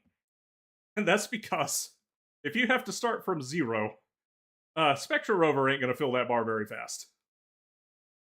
This is why if you ever watch me streaming WoWo, you will see me just throw my ultimate at the end of her ult timer off into the ether to get a refund and try not to hit anything with it. Because starting from zero is bad juju. It takes a while. That partner is Phoebe. I think that Zani will probably get a bump when Chisa comes out, since Chisa's a good support for a dot archetype compared to Spectra Rover. I would say probably. Even though she doesn't apply any frazzle, so she's not going to benefit Zani as much, she will be able to generate more damage off of being in a frazzle team than Spectra Rover does. Because Spectra Rover assists in frazzle gen, right? But if you've got Phoebe, then that becomes way less important. Yeah, and because Phoebe's a frazzle engine. Phoebe can do it herself if you get really good with her, or apparently if you get her C1, it's a joke to build enough frazzle. Right. Carlotta's not likely to see any improvement going forward because she's quite an old character now and quite orthodox in her deployment. Like, she just needs buffs from her teammates. She doesn't rely on any mechanical interactions in particular. So she is pretty much a standalone unit. I mean, she performs well, to be sure. I mean, the screenshot you just posted shows that Pridwin has put her in tier 0.5, so that's holding up pretty well considering her age, but she's not going to likely to have any particular interactions going forward. She's just a sort of a run-of-the-mill character. However, because the dot type archetypes that Zani's a part of have got exactly one team at present, there's still plenty of expansion available to her. There's the full one, and Pridwin puts our characters in Whimpering Wastes. Well, let's see. Yeah, we're not doing as hot in the AoE mode. AoE is rough. Like, Carlotta doesn't have any as such. And the bigger problem with Carlotta in AoE situations really is that sometimes she would just pick a totally inappropriate target to persecute ruthlessly and pile all of her damage onto. I haven't really been able to work out exactly how she makes that decision. Yeah, so that's where they stick us in that. So we're tier 1 and tier 1.5.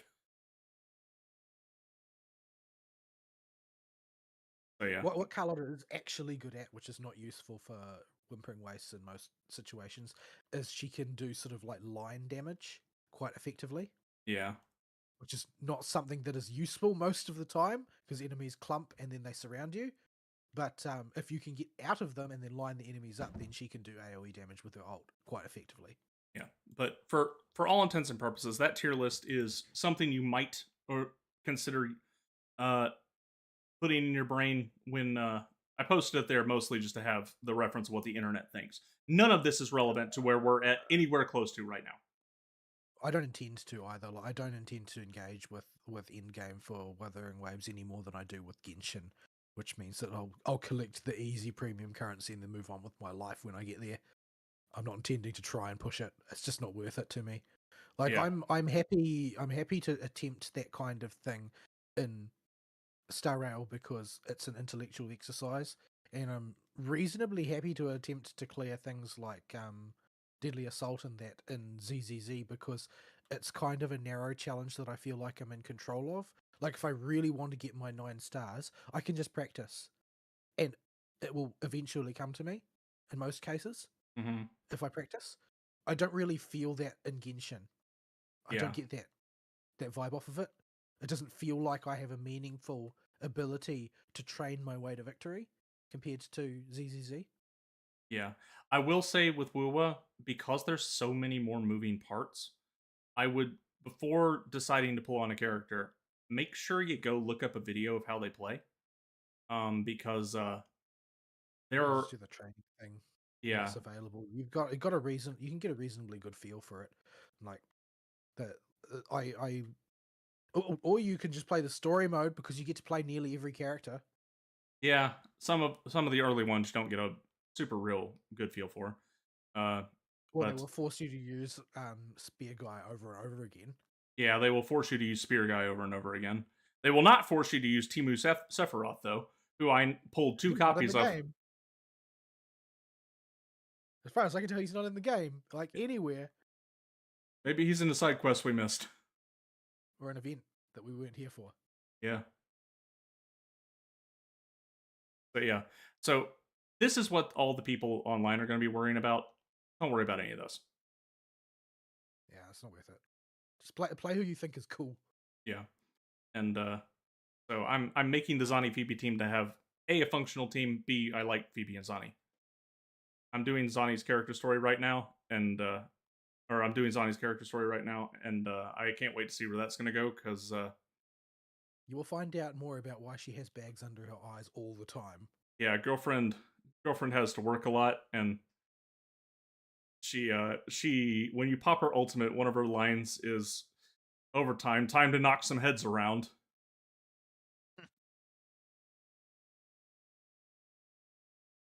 So I expect much of that in her story. Does not seem like a very complex character, but she has been fun every time she showed up in the main story. So the best part of the main story though was a bit in Phoebe's story that involves Zani, where Phoebe just gets a mini cutscene that's really high budget, where she's bopping echoes with her stick, and gets them all to shut down without destroying them. And Zani walks in with the NPC you're with, and Rover's there, and they're like, "Wow, that worked out pretty good.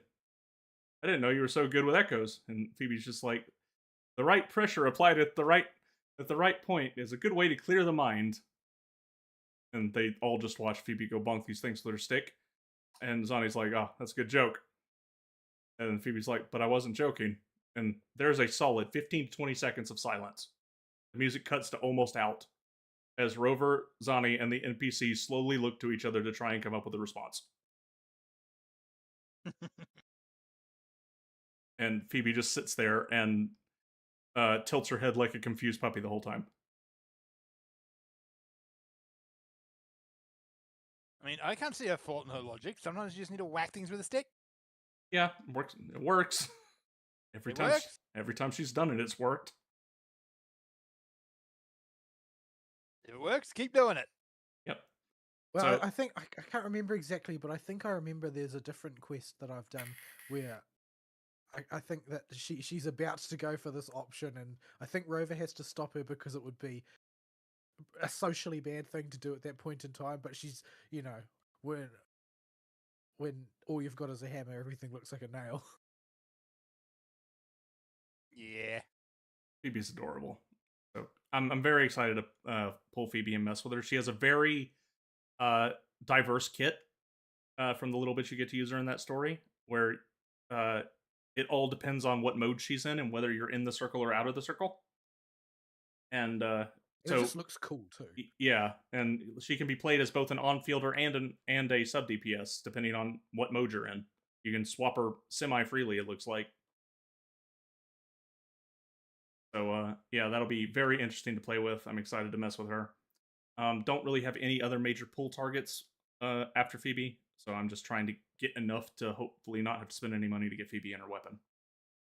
Well, we're coming up to the end of a major version. The next patch will be the last one of 2.x, so we'll just see where they're going to go. How the paradigm will shift after that. Yep. So yeah, that's WooWa. I'm enjoying it much more now in 2.0. So Fern, you do have 2.0 to look forward to. Yeah.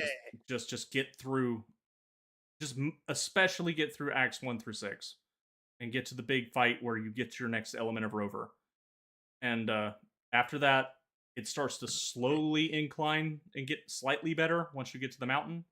Storytelling gets a little bit better. The character stories get a little bit better, and then you get to the Black Shores, and we start to pick up speed going up the mountain. It gets quite a bit better there, and the character story there for the Red Flag is much better than the ones that have come before that. And then you're off to the races as soon as you get on the boat. Or the turtle, or I guess. The boat that gets capsized and then rescued by the turtle, the giant turtle. It has a name, doesn't it? Everything has a name. Yeah, like what? I forget what the turtle's name is. I can't remember what the turtle's called either. The like you when you do the fishing quest, you just use a regular gondola, but the gondola is named Rachel, and they make sure you know this. Rachel. Okay. Yeah, you make friends with a gondola, and it has a name in the main story quest. In the Misty area, go into Lorelei. Rachel the gondola. Yeah, Right. everything in Renacita has a name, and that includes all the echoes, which are all the fun characters I was showing you, all the character designs for the echoes.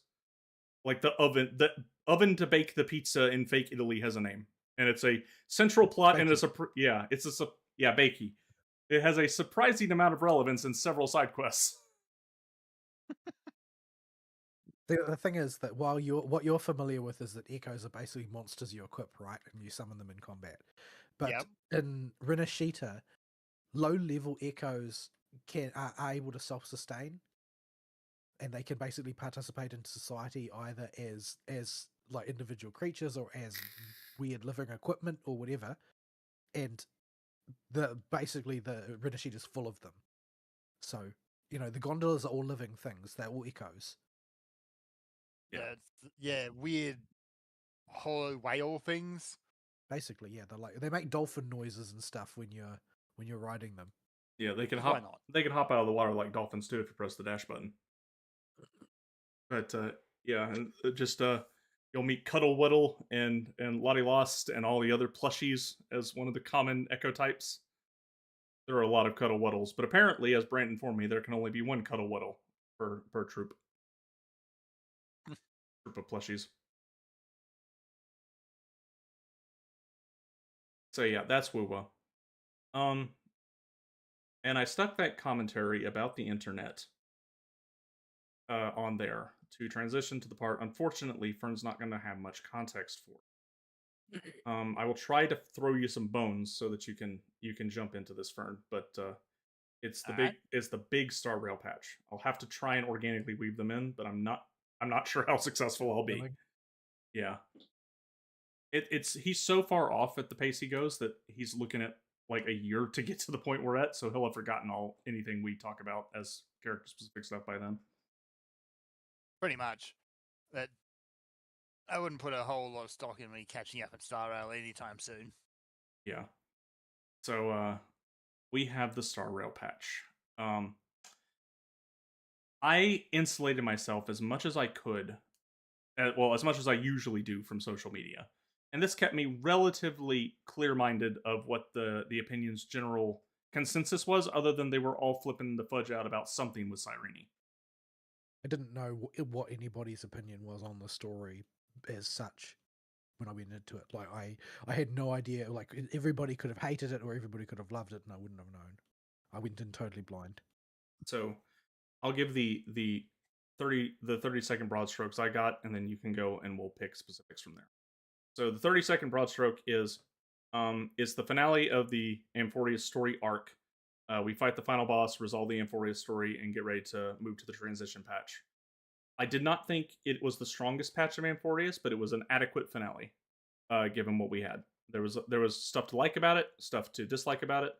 The strongest patch is still 3.3 with the Hyacine story, but it did exactly what I expected it to, more or less. The last boss fight was good. It was not absolute highest cinema, but it was very bombastic and over the top. It was good, but it wasn't peak. It was just regular peak. Yeah, we're not at absolute highest cinema, but it was still fine. It was pretty much exactly what I expected it to be in terms of what it conveyed and the big moments they chose to focus on. There are some shoes, and I doubt they're the shoes that everybody else is talking about because they all seem to be retarded. So, what did you think of the main story? Well, the thing is, I didn't know what anybody liked about it, but I do go into it having the preconceptions that are established by means of knowing Elysia from Honkai Impact 3. So there's going to always be a sort of... It's impossible for you to know anything about Elysia and not have your brain immediately pick at similarities and differences. Because, you know, the fundamental of Hoyoverse alters is that they, as you would put it in Nasuverse terms, they share an origin. Like their fundamental essence is the same, and the direction of travel is usually the same as well. But they are different people. So the question is, how different are they? And there's a lot of similarities. There are some differences, and overall, this is basically the story in this one is Xiaoji basically min-maxing in favor of his weaknesses rather than his strengths, because he wrote the original story about Elysia as well, but that story is written for well-developed, focused characters, not player main character. So the big difference really is that Elysia's story is written around the bond that Raiden Mei has with Elysia, and the story is written around the bond that you as a player have to Cyrene, which is much, much weaker. Not at all helped, basically, I think, by the fact that she was only introduced in 3.4. It's basically a hand load where you've cut the powder by half, but otherwise the same story in a lot of ways. So it's basically a less impactful version of the same thing. Like, there's a lot of different factors that contribute to the sheer gravity that the Elysia story has. In Honkai Impact 3rd, and like for instance, the simplest example is that Raiden Mei joins Kevin's faction. Are they called Ouroboros? I think they're called Ouroboros. I'm just wondering if Ouroboros is displacing what it's actually called in my head because you were playing Trails recently. But no, I think it's called World Serpent. It's called Jormungandr in the Japanese, I think, but it's called World Serpent in the English. So it's not Ouroboros, but it is a large snake. The Raiden Mei joins Kevin's faction because she sees it's her only option to save Kiana, and this eventually leads her to becoming entangled with the Elysian realm.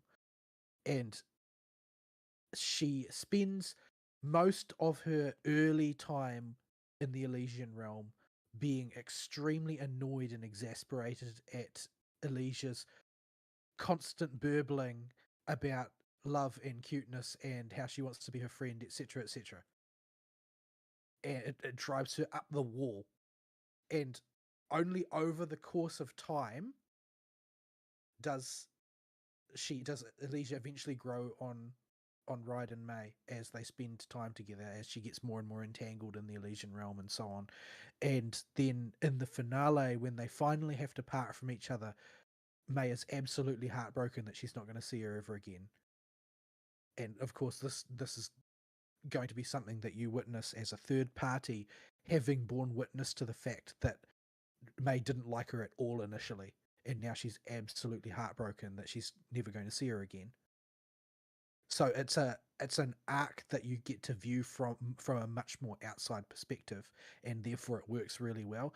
The problem is with Star Rail, they've tried to tell the same story, but they're doing it with a great degree of attenuation along each axis, and the sort of the way that the whole thing is structured, in a sort of a piecemeal way, as it goes along, is all kind of it attenuates everything basically. So it's a more muted, less focused version of the same thing. Now, it has its own virtues in the sense that it's got that sort of that mythic cosmological scale, whereas the Elysian realm is sort of like digging through the ashes of the past, and it does have its implications on the future later.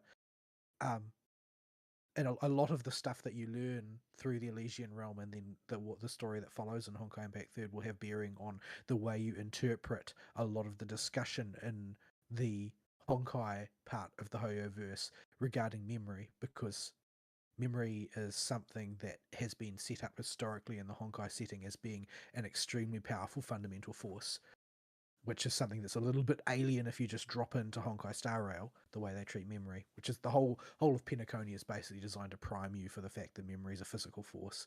But the way the story is executed here, it's basically just a victim of all of the mistakes made up to this point. Like the core concept is fine, and the way they put it together is fine, and there are things that I like better about Cyrene compared to Alicia. Like Alicia, when you meet her in Honkai Impact 3rd, is a completed work as an individual. She's a person who has finished her journey and has done all of the maturing she's ever going to do. She knows all of the things she's ever going to know. Her story is over, and she's basically there to shepherd May on to the next chapter of her life, rather than to undergo anything herself. The same from a slightly distorted point of view is true of Cyrene, except that you're not really aware of how that all fits together until later on in the story. And so a lot of her growth over the course of the past few chapters feels kind of weird, because there's always this hanging synthesis, and I've mentioned it on previous shows, that Cyrene seems to know everything that's going to happen, but also not know anything that's going to happen at the same time, and she doesn't seem to understand this either. It just seems to be the way things are, and she just accepts it because she sort of smilingly accepts everything, even if she doesn't comprehend it. And this may end up making sense in the end, but just because it makes sense doesn't mean that it didn't have a deleterious effect on the way the story was being told, because as an individual, she gets injected in, sort of like marching to the beat of her own drum throughout the course of the story. So you don't actually really bond with her, because she is proceeding along her own railway track that may be parallel to yours, but you're not really together in some sense. You just happen to be driving alongside each other at times. And so when they then address this as though there's a strong bond between Trailblazer and Cyrene, it doesn't come off as very genuine to me. It comes off as just something you're told is the case rather than actually being the case. So for me, the biggest weakness in the thing was what you are expected to believe versus what is shown to you, and there's a gap there. It's not always a huge gap. There are a couple of times it widens out, and there are a couple of times that it closes up, but there is a gap there that I don't feel was present in other tellings of the story. Structurally, it's a bit weird and comes and goes and fits and starts in ways that are very strange and hard to understand. There's a lot of you sitting there and having the story told to you, and I don't personally mind that at all. I feel like I really appreciated getting some more FaceTime with Herta and Skrullum, because it broke up the monotony of being told what I'm expected to think about Cyrene on the regular. And I just really like Herta as a character, and it explains a lot of the stuff that we saw in the Exomyth 8 video about how could it be that if the Astral Express wasn't present, why would Herta become a Lord Ravager? And all that gets explained in excruciating detail. And I sort of, when there's a smug bad guy, oftentimes you want to slap the smug off their face, right? Herta is the person to do that for you. Like, Herta doesn't have any more patience for enemy smug than you do. So having her around is very convenient. Anyway. Yeah, it's like, there is exactly one person in this room who is allowed to be smug, and it's me. Is her attitude to everything. There is no more remaining smug. It is all mine. But yeah, so I enjoyed having Herta around. I wish she was more involved. I wish that what was going on outside Amphorius took a slightly more of a front row seat to what's going on, rather than you just being informed about it. And there's a couple of scenes in that you see very, very briefly, where like the fleet that you've rallied to try and hold back the Lord Ravager while you complete your work on Amphorius, and you see the sort of like the Star Wars style scenes, and then remember for a brief instance that Honkai Star Rail is a grand scale space adventure, and it's really cool getting to see all that stuff come together, but then it's all ushered off stage again. It's kind of frustrating. Yeah, the only one of those ships that seemed to matter was the one with Herta on it. The rest of them were there to make a quick cutscene of a bunch of lasers being fired. They it looked like they brought the literal planet Skrullum with them to the fight. Yeah. But yeah, it was cool to see those things, because it's really, Star Rail is supposed to be a space adventure, and they need to try a bit harder to make it spacey and adventure-y, I think. But yeah, I liked the way that they closed the loop at the end. Like, you can see it coming, you can see how it's all shaping up. But I liked the way that they sealed that off and all of that. Unfortunately, having played it through and then granting myself access to social media again, it seems like the commentary at virtually none of them have understood anything that took place in the story. And they're all talking now about how Fuli is actually Cyrene. Oh boy. How do you draw that conclusion? How do you arrive at that conclusion? That is the literal opposite of what the ending was trying to say.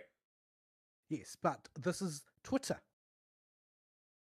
Like, she could have potentially become Fuli, but she explicitly chose not to.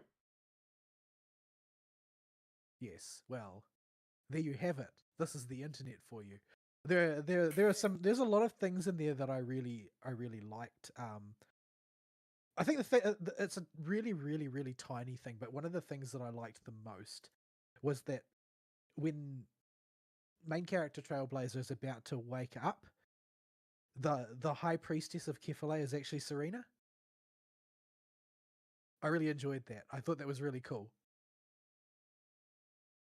Do you remember her, Aristeel? The name is ringing bells. Remind me. She's the little girl that you take up to see Kefale because she wants to ask Kefale something, and then there's the guard with the right, that one behind the statue, and there's a few little side quests where you talk to Serena, and she has to sort of like come to grips with what her faith means in the context of the fact that the Titans don't speak anymore, and so on and so forth. But in the final event, she actually becomes the High Priestess of Kefali, and she's the one that introduces the descent of the world-bearing Titan in the very end chapter. I am both glad and disappointed they did not just make the Kefali statue into a giant raccoon in a trash can. They should have made it Tatalov. That would have worked too. Would have probably ruined the gravitas of the scene, but I mean, just that would have worked, but nope. there's also a couple of other like little Honkai Easter eggs in there, like that spaceship that I hated flying, that Skrulin makes you fly. The fact that it's named Mistletoe is like, that's a really, really loaded name in the Honkai context. There's a lot of baggage associated with that name, due to as an individual who is sort of like implicitly a member of House Shariak, who takes that as a moniker, or is given to her really as a moniker, and she's got a lot of freaking baggage in the Honkai verse, but she embodies sort of like the idea of the idea of a non-life form becoming a life form, as she's sort of like central to that concept. But yeah, so there's a lot of little things in there that I enjoyed. That I came away from it, number one, tired, because I started playing it at about 7:30, and I had a brief break to do some dailies. But by the time I finished, it was after 5 a.m. in the morning. Oh boy. And I thought that it was ending around 3:30. Yeah, so this is one of the bigger issues I had with the presentation this patch. We have our final battle. We have our cutscene with the emotional come down. We have a cutscene that seems like we're going to be rolling on. And then there's another cutscene. And then another one. And then another one. And another one. And some of these are important cutscenes that I get they couldn't just skip over. But the emotional sigh of relief has already pushed out of me at the first calm down cutscene. And it just keeps going. You keep thinking you're done. This is an artifact of a couple of things, right? And what always comes to mind in situations like this is Order of the Phoenix. So anybody who grew up with the Harry Potter books being a thing that existed probably read them. Yeah. And one of the things that you know about these things is that you have book 1, which is about 3/4 of an inch thick, and book 2 is about 3/4 of an inch thick, and book 3 is 3/4 of an inch thick. Book 4 is about 2.5 inches thick, and book 5 is about 3.5 inches thick. And this is basically a product of a writer becoming more established and then being able to browbeat their editor into not editing shit. Yeah. And I think that that's what's going on with Xiaoji, because Xiaoji has always written like this, but this time nobody has come in to prune out the excesses of his circumlocutions. And so he can talk around in circles forever. Yeah. And none of it is incorrect or off topic, but it just labors the point a great deal more often than it needs to, and will spool out the same metaphor at grand length. Now, I've seen a lot of people online whinging about this too. Mainly they're whinging about it because they have to read, but they are not wrong that Xiaoji has a habit of taking a metaphor and then running with it on a marathon down the road, rather than just using it as much as is necessary to communicate a point. There is value to repetition when storytelling, to reinforce a point. Especially if your audience is retarded. There is value to some repetition, even to your smarter readers, for enforcement and for building focus. That works for maybe 1 or 2 repetitions of a topic or metaphor that you've introduced. Usually spread out. What does not work is about the 5th or 6th time we're repeating the metaphor. At that point, we are well and truly in what were you smoking territory. Yeah, I feel like everything was like and this is something that I felt about a lot of the writing in the 3.x cycle, is that everything is approximately 20% longer than it needs to be. Yeah. And if you are committed to having that much screen time be used, reducing the repetition and filling it with more stuff to fill out the massive cast you've got would have been welcome. Yeah, I think they weren't using their screen time effectively. There was a lot of stuff in the As I've Written tome that should have happened on screen. I want to see There's the a lot cycle. of stuff. I want to see the Ika cycle. Can we please see that one? The fattest of all fucks. Yeah, when fat fuck gets so fat that he fucks the whole timeline. It's a lot of apples, man. It is in future cycles we put a directive in all the citizens of Amphorius: do not feed the Ika.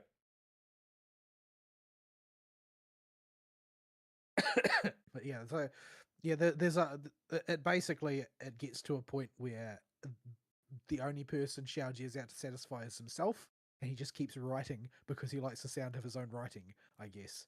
But yeah, I mean, I didn't come away with it with an overall negative opinion or anything like that.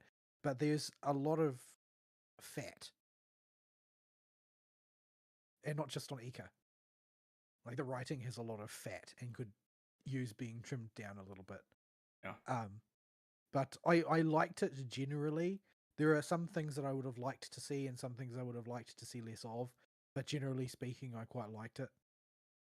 Yeah. It was an adequate finale. He hit his stride with that when it comes to repetition and spending the right amount of time on the right stuff in 3.3 as well, which is another reason it stands out so good. I feel like, as we discussed before the show, I feel like it's a very key fulcrum to the way the story is told, where you transition from we have a straightforward adventure with straightforward goals that we accomplish in a straightforward manner, with actually we don't have the full story and we're sort of bumbling around in the dark and we might arrive at our destination, find out it looks totally different to what we thought it would. Yeah. So yeah, I think the story did fine for what it is. It was exactly as I expected, which is unfortunately leaves me without much more to go on for talking about it without getting into hyper specific spoilers. And in a story focused game, I don't really want, even though I already dropped a big one. I think that I think Cyrene as an individual is more likable than Elysia on her own merits, but in terms of the way she's written, Elysia is written much more tightly than Cyrene is. Yeah, we don't have a point of antagonism with Cyrene or exasperation. Stell just likes her from the get-go. Because of reasons. Yeah. And she's dropped in 3.4 after we've already attached ourselves to a whole bunch of other characters. And she just does not have the time or the events that the other Chrysosayers did. Like, you get to spend time with Mighty. I feel like and I feel like with pace, the amount of time that you spend, you're looking at the spectrum of overall across the series of patches. I feel like the exposure time of, say, Castorus was correct to carry through the whole story as an actual character that you bond with, because you meet her very early on and you spend a reasonable amount of time with her early when you're doing Mighty's part of the plot, and then you spend more time with her, and then she gets removed from the plot because it's her role. Okay, well, was always going to be her role, and we knew that. But for a character that you're going to bond with long term, you need that early exposure time where you just see her operating as per normal. Yeah. As opposed to operating on the world is about to end and we're desperately trying to stop it level. Yeah, having her just wander around as a NPC that doesn't give you her name, but it exists somewhere in Akama would have helped a lot.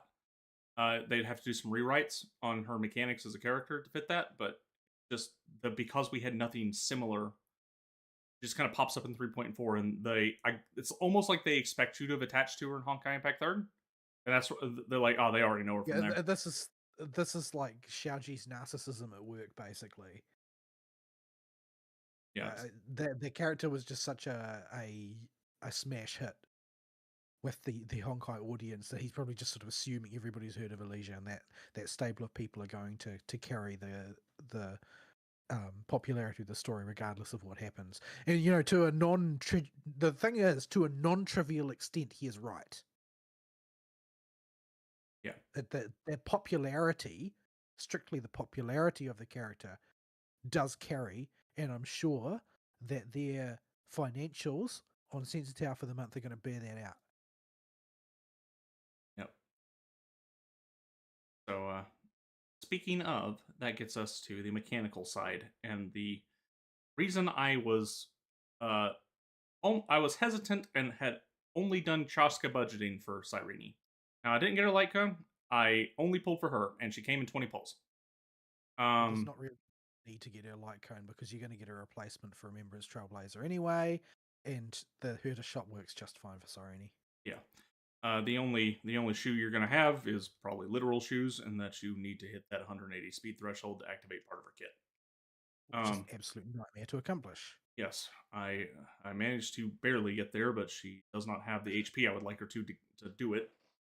But she's her best team is an HP scaling team. Yeah, gonna have to do some gear reworks to get a proper set for her. But I mean, if I knew I was going to get her in 20 pulls, I'd probably pull her as well. But what are the odds of that? Not good for me. Yeah. It happens to Fern and Ari every other day, but it never happens to me. So yeah. So I was hesitant to even do the budgeted pulls for her because the internet was so naysaying to her. But I wanted her for a specific team that nobody plays. That nobody is talking about. Because it's not the team that can it's not a zero cycle team. Period. End.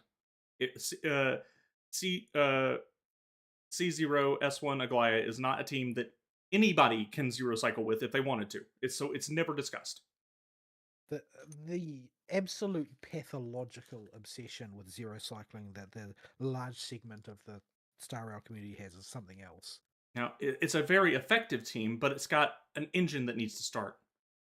And what I was looking at was Cyrene not to start the engine faster, but to keep the engine going in case of problems, which arise often when the right characters don't get attacked, later as the cycles go on. Anytime you're doing a non-shield game mode. Yeah.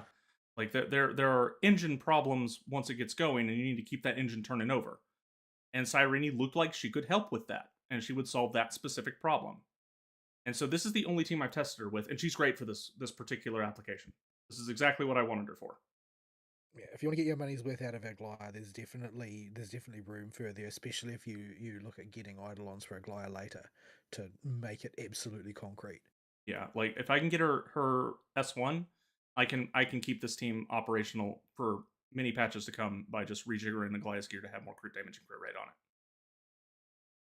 I, on the other hand, would be hiring her basically to just run in the Exodia team, and using the one they supply you with in the story. She doesn't work well enough in the Exodia team to justify more than 20 pulls, as far as I can see. Yeah. Like I could probably punt on 20 pulls just on the off chance and then keep the pity, since pulling for constants is pretty much a given for me. Could get another Jeopard and work your way towards that reward. I could solidify my 50-50, but yeah, for me it would be pulling for the Exodia team, but using her in place of my E1S1 Tribby, and E1S1 Tribby is like, that's not a bad support, man. Like, E1S1 Tribby is about as good as they come. Yeah, I kidnap your supports. I kidnap your Tribby all the time. Like, compared to E0 S0 Elysia, who is unbelievably niche, or maybe not unbelievably niche now, but by the time 4.0 rolls around, by the time 5.0 rolls around, will anybody be using Elysia anymore for anything other than love? Yeah, like it seems doubtful. Yeah. So, yeah, it just really frustrated me that nobody was talking about the Aglaya team, and because was not looking like I was going to get any data for it. I like, okay, we'll do some Choska pulls. If some data comes out later, maybe we'll get it. And I happen to get it. And when I put her I in mean, the team, I I was like, oh, she does exactly what I was hoping she would do, and makes the engine have a free reset if things start to go pear shaped. I mean, I discussed this topic with you when it hit CBT and said, okay, so basically you're going to have all this bonus energy associated with having her, etc. Yeah, But, it's not like it was not like it was not discussed. It's just that not that many people understand that team in enough detail to really discuss it very much. So it's sort of like it's a case of do you have Aglaia E1? Then it enters the conversation, because most people are going to be thinking about, okay, if you're going to make Aglaia one of your main teams, E1 is something you're going to have for it, right? Because that's the way most people think. And so basically, unless you're one of the minuscule hold percentage that have Aglaia E1, you're not part of the discussion to begin with. yeah, So there's just not that many people around who could talk about it. yeah, and it's a big part of the discussion that was cut off on this is she doesn't just restart the energy engine; she gives you a total engine restart. She will insta stack Aglaia to full stacks again when she uses her ult. It's a good way to slap a band-aid on the problem when things have gone terribly badly. Yeah, because it's not But uncommon once a fight for the engine just to fall off because the wrong characters got attacked, or because Aglaia got frozen or something, or Sunday lost his turn. Like this crap happens all the time in the fights, and it just at that point you might as well restart and hope it doesn't happen next time. But with I mean, Cyrene maybe there, this sort of thing, you can fix that. maybe this sort of thing just doesn't happen to people who've got perfect speed tuning or something. Maybe that's the reason why people don't think about it. So, oh well, I mean, because theoretically, Aglaia's kind of a binary team, right? Yeah, Either you have it balanced correctly, or you don't have it balanced correctly, and things fall off all the time. And if you're one of those people who have it balanced correctly, maybe you just don't care to think about Cyrene. yeah. But if you're somebody that isn't mono malding that team but still like to play the team, she gives you enough wiggle room that you can pull out of a tailspin and keep the engine going. Yeah, so I have a number of teams where Cyrene is like an on paper theoretical small upgrade. Like having E1S1 Triby, technically speaking, on paper, people say Cyrene makes that team slightly better. But my experience borrowing, admittedly, the skills on a borrowed character usually all 8 out of 10, and there's no knowing what exactly the artifacts are like, since you're not allowed to look at the story characters. the the feel of the team, the feel of the Castros team with Cyrene in place of E1S1 Tribute was not good. It felt really slow and unreliable, like a car that keeps stalling. And it's not normal for a Castros team to stall. It should just roll forward constantly. But I ended up constantly having to make decisions of, oh well, I mean, I don't have the constant flow going here. I'm spending way more skill points than I'm used to. I've got to decide, oh well, I mean, whose ultimate am I going to put out here? Am I going to try and preemptively rush up Castros's, or is Castros going to land quickly anyway, so I should put it on Evernight, etc., etc., as opposed to Triby, who fundamentally is focused on just dealing with, in all purposes, shredding res, shredding defense, doing damage turn over turn, having scaling effectively off HP, which is what that whole team is built on anyway. Like, that system as it currently exists works so well that if I look carefully at it, probably the uplift, if only considering that team, probably the uplift from having Cyrene is lower than getting Eidolons for Evernight, I would say. Yeah, think of it this way: is it worth it to switch the car to manual drive for like a 5 to 10% upgrade? Yeah, I don't think I don't think it's the case. Like, I don't feel like Cyrene will benefit my teams. Apparently, she really only works in a dot team if you've got Eidolons to help out. Like, otherwise, you might as well just bring Black Swan. And I think that the odds are not terrible that at some point in 4.x, Dot is going to get another friend. because or maybe they'll get a Nova Flare for Black Swan or something like that. Because it seems like Black Swan's quite comfortable on the Astral Express and not in a hurry to leave at the end of Emphoria's story. Yeah.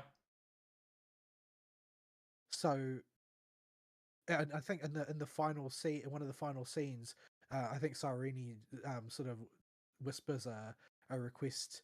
Oh, Black Swan, I hope you continue taking care of the Trailblazer, which sort of implies she's just getting there for the long haul, and she seems to be not in the good books of the Garden of Recollection right now anyway, due to her basically dickering around with things she was never supposed to. So she's probably going to want to disappear for a bit the way Sunday has. So in that context, I think it's probably she's a candidate for a Nova Flare, because the only problem with her really is that her damage is just falling behind, and dot teams are supposed to stack dot characters, not supports. So, yeah, maybe if there is another dot character that comes out, a more modern design, let's say, or if they give Nova Flare to Black Swan, then me having pulled Cyrene for a Highlands team will go completely to waste. Yeah. So that would be a pointless thing to do. I don't have all of the bits to make the Anaxa hypercarry team, which would require me to have like Sarija and that as well, because Anaxa's got very different requirements to most other Chrysosphere teams. I don't have an Aglaya team, and I don't really have any ambition to build one because of the amount of investment required from a cold start, which I just don't have. I've got Sunday. That's basically what I've got for that team. So doesn't make sense to do that either. I don't have Mighty, and I'm never going to have Mighty. Like, there's just the applications for Cyrenia just not plentiful. Yeah. So yeah, but her animations are nice, I guess. Very over the Certainly top. fancy. Very long. They take a long time. I'm glad there's an abbreviated version for after the first alt, because otherwise you'd be there all day. Gotta put the waifu ring on every single time. People would riot. I mean, there's definitely going to be a certain segment of society that are really into that, but it would make things very slow. Yes, but yeah. So I'm quite happy leaving her behind. She's not quite as useful as everybody sort of expected her to be. Jury's out on whether she works with Finon. There are a lot of people who say yes, absolutely, she's great for Finon, and there are a lot of people who say no, absolutely not, she's no good for Finon. So it probably depends on the fine-grained details of which signatures, which Eidolons you do or don't have. So I'm just going to shelve the whole issue and focus on continuing to buff my losing horse, which is the Super Break team. Yeah. They almost certainly will. Out shortly. Yeah, if testing comes out that she is actually so good for XYZ and you find a use for it, she will definitely have a rerun. Yeah, there's going to be a lot of people who couldn't pull her this time who are going to want to pull her next time, and there's going to be people who pulled her at E0 who really, really, really want E2 next time. Yeah. So yeah. Yeah.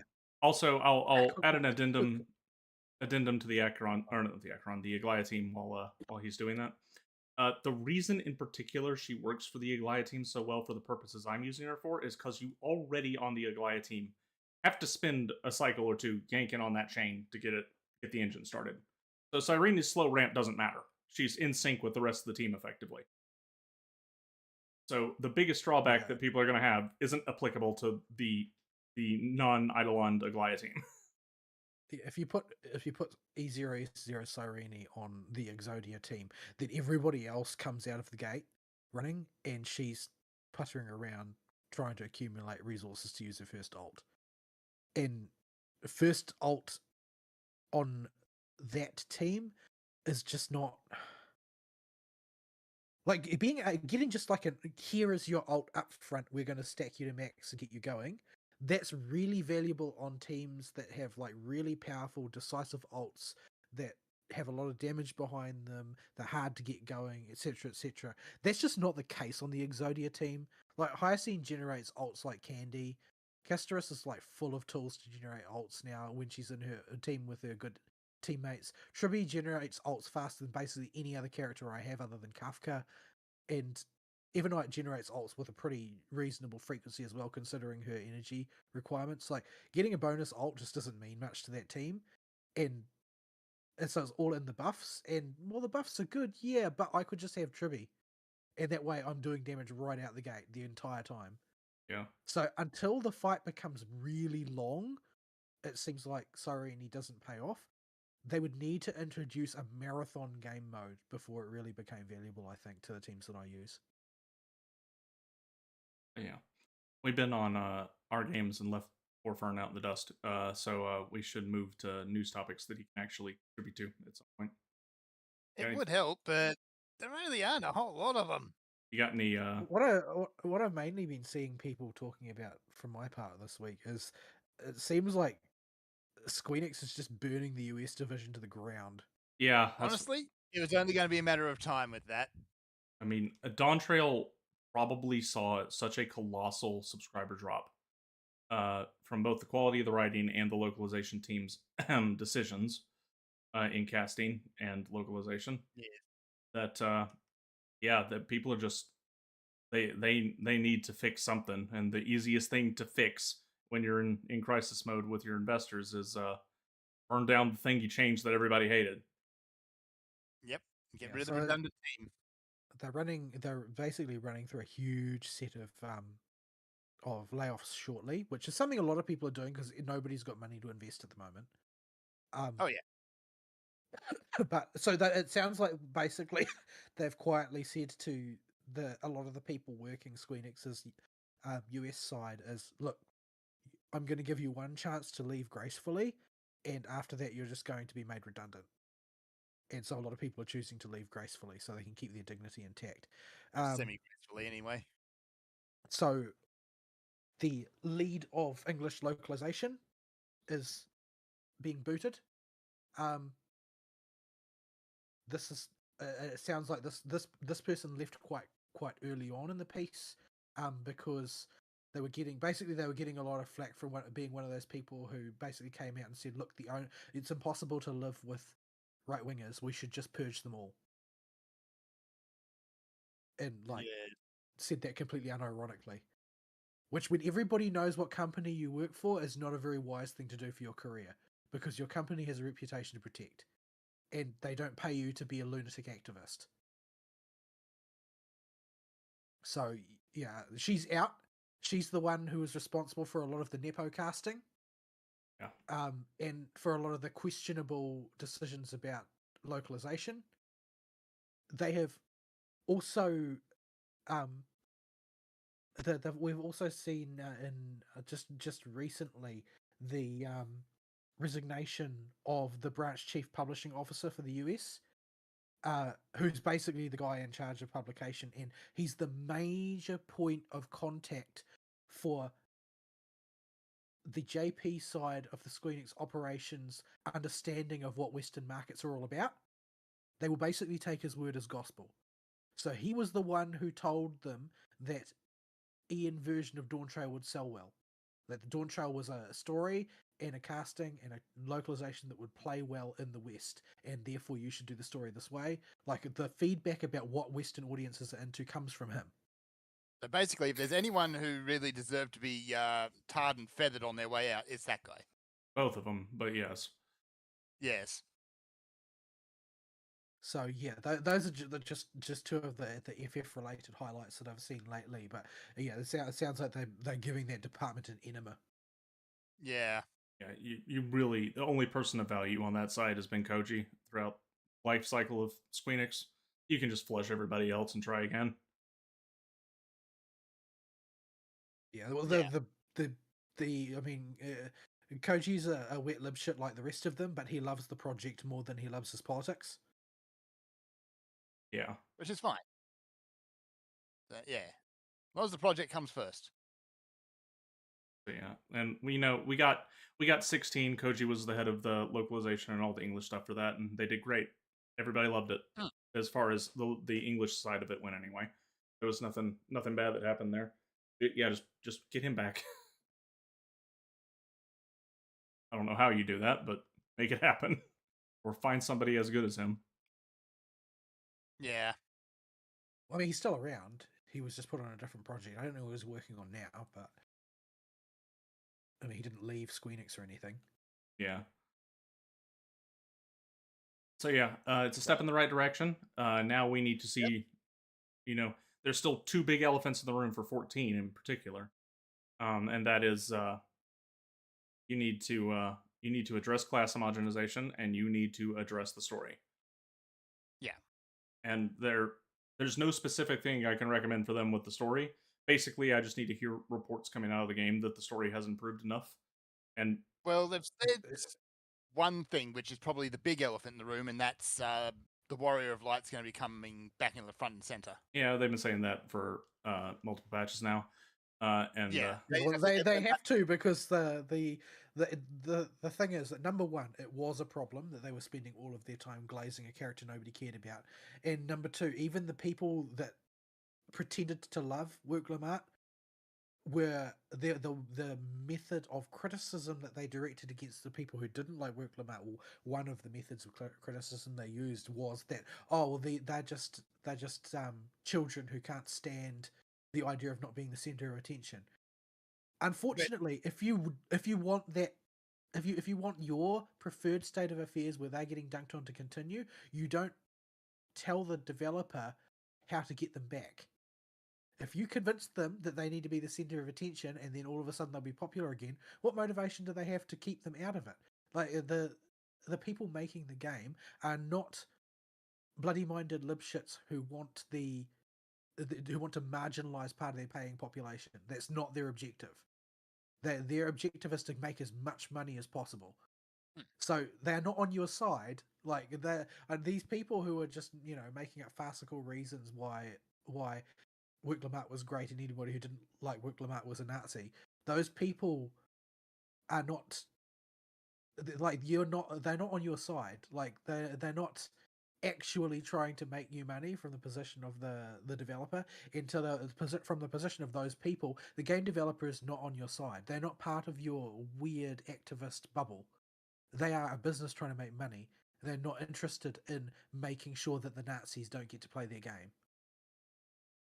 Yes. It's a stupid argument anyway. Like, of course, it's an MMO and it's a game that's driven by the player themselves. So why would they not be the center of it's not like, every player in the game hasn't invested, hundreds or thousands of hours into a character. Yeah. Well, the reality is that if Work Lamart wasn't a terrible character, people probably wouldn't have minded that much for an expansion worth. Or if they were telling a really compelling story about a really compelling character, nobody would have a problem. Yeah, but they weren't. Yeah, if Work Lamart had been a mediocre character and not had the voice actor that she did, it probably would have even passed. But she was a terrible character with that voice actor.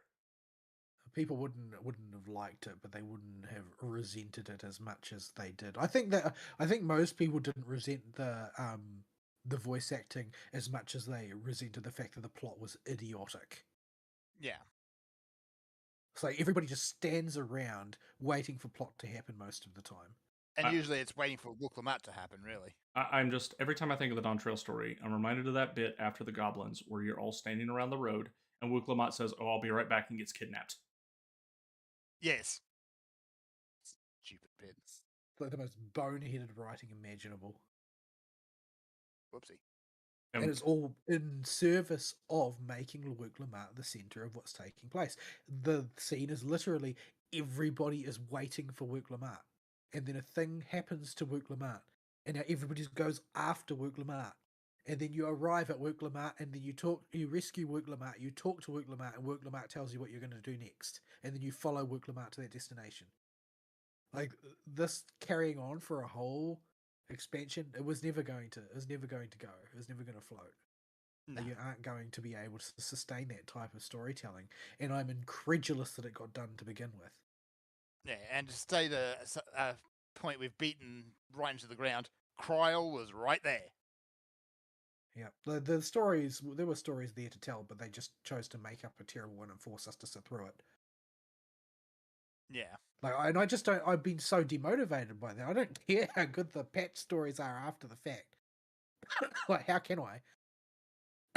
Like, I don't know what it's going to take for me to even look into how good the next patch is.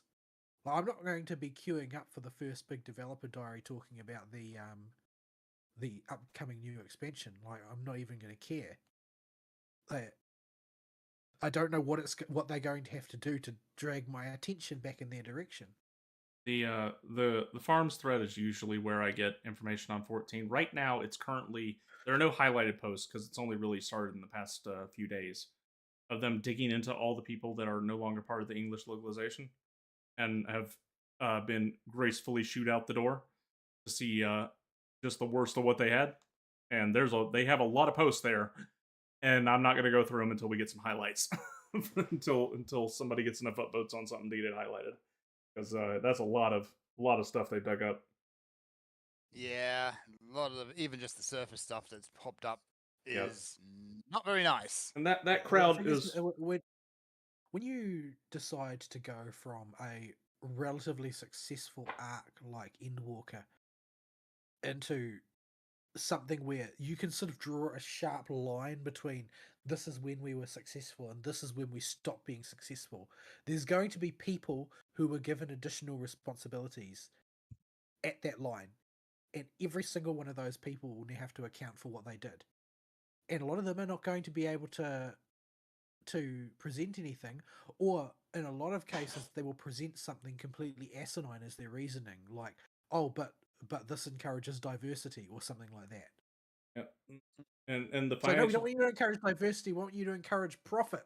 especially in the financial situation Square Enix is in, they can't weather 14 not making money anymore. Like, Yeah, they got to start winning people back. they have not had any smash hits in the last several years. Yeah, like that's their cash cow. That's their lifeline. Yeah, It needs to be popular. They've kept 14 going as an IV of lifeblood in the company in case anything else goes bad. If that IV starts running out of blood to drip back into the dying company, you need to fix that. Because, like, what did they already pulled the in case of emergency remake Final Fantasy VII lever. Yep. They still got the remake Final Fantasy IX lever, but they're very hesitant to pull that one. Well, they still got 7 coming out, so that's probably eating the team that would do that if they had to pull that one. Yes. Yeah, you got the soft pull where they just incorporated it into 14. Yeah. So they're in trouble. Like 16 did well, but they made the stupid decision to time limit it to the PS5 at a time when the PS5 was ridiculously hard to get a hold of.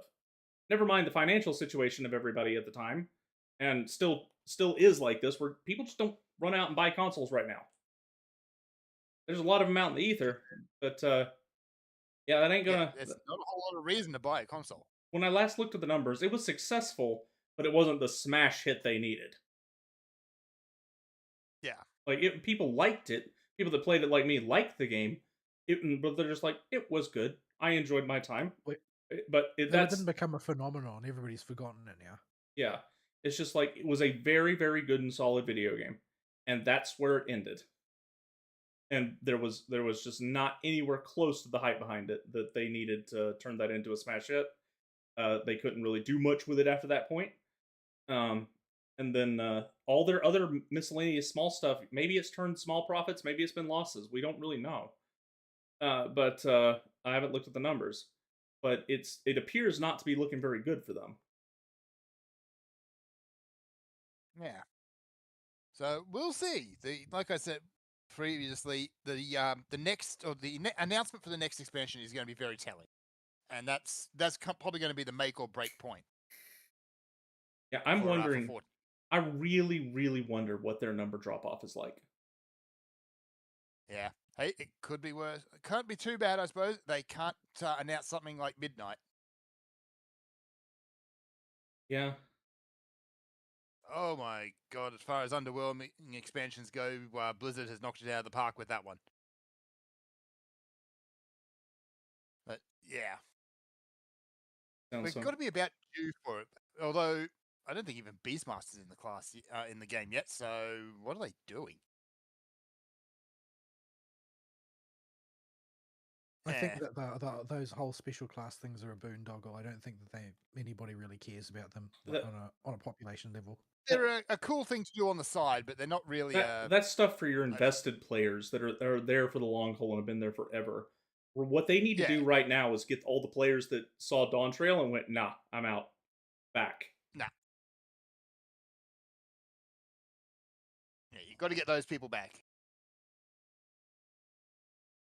So do an expansion, put the Warrior of Light front and center, and put the Scions right behind them. Well, more than that, you've got to tell a knock it out of the park story to reach the ears of the people that left. Yes. And that's going to be rough. Yeah, and that's you need a big hook, and Dawn Trail wasn't it. No, Dawn Trail was well, they hadn't fallen apart yet because they still had all the WoW babies that came in. Yeah. The refugees. And they and they had the people that came in with Shadowbangers and were like, oh, this is good, I'll stick around and play, and people coming in just because it was Shadowbangers.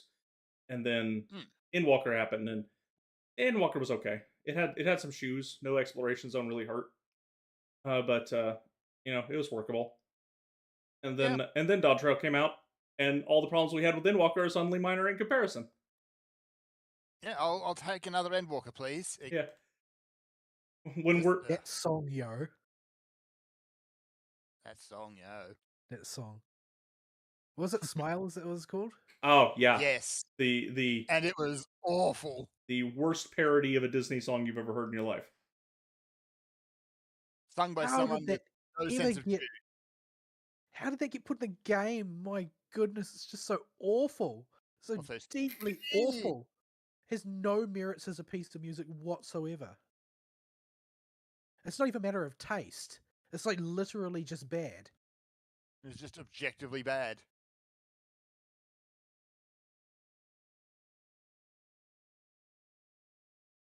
So yeah. But yeah, I think axing the California crowd is step one to fixing everything. There's a lot more steps to go, but that's step one. Well, they'll inevitably be replaced with probably people from California again. I don't think we're gonna. Awesome. I don't think we're gonna get away from that, or it'll be Austin, Texas, which at this point is just California light. It's not a whole lot better. Dissolve that division and run it out of Japan instead. That would be the correct choice. Yeah. Wait, what is it? What is it currently doing for them anyway? Sucking money. Sucking something, but it ain't money. Well, it is money out of the company, but they're probably sucking other stuff in the office, and is why nothing good gets done.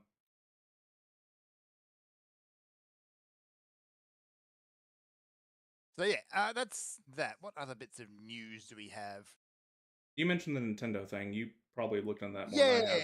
So to follow up from last week with the Japanese patent office questioning and retracting a few of Nintendo's patents regarding the Power World suit.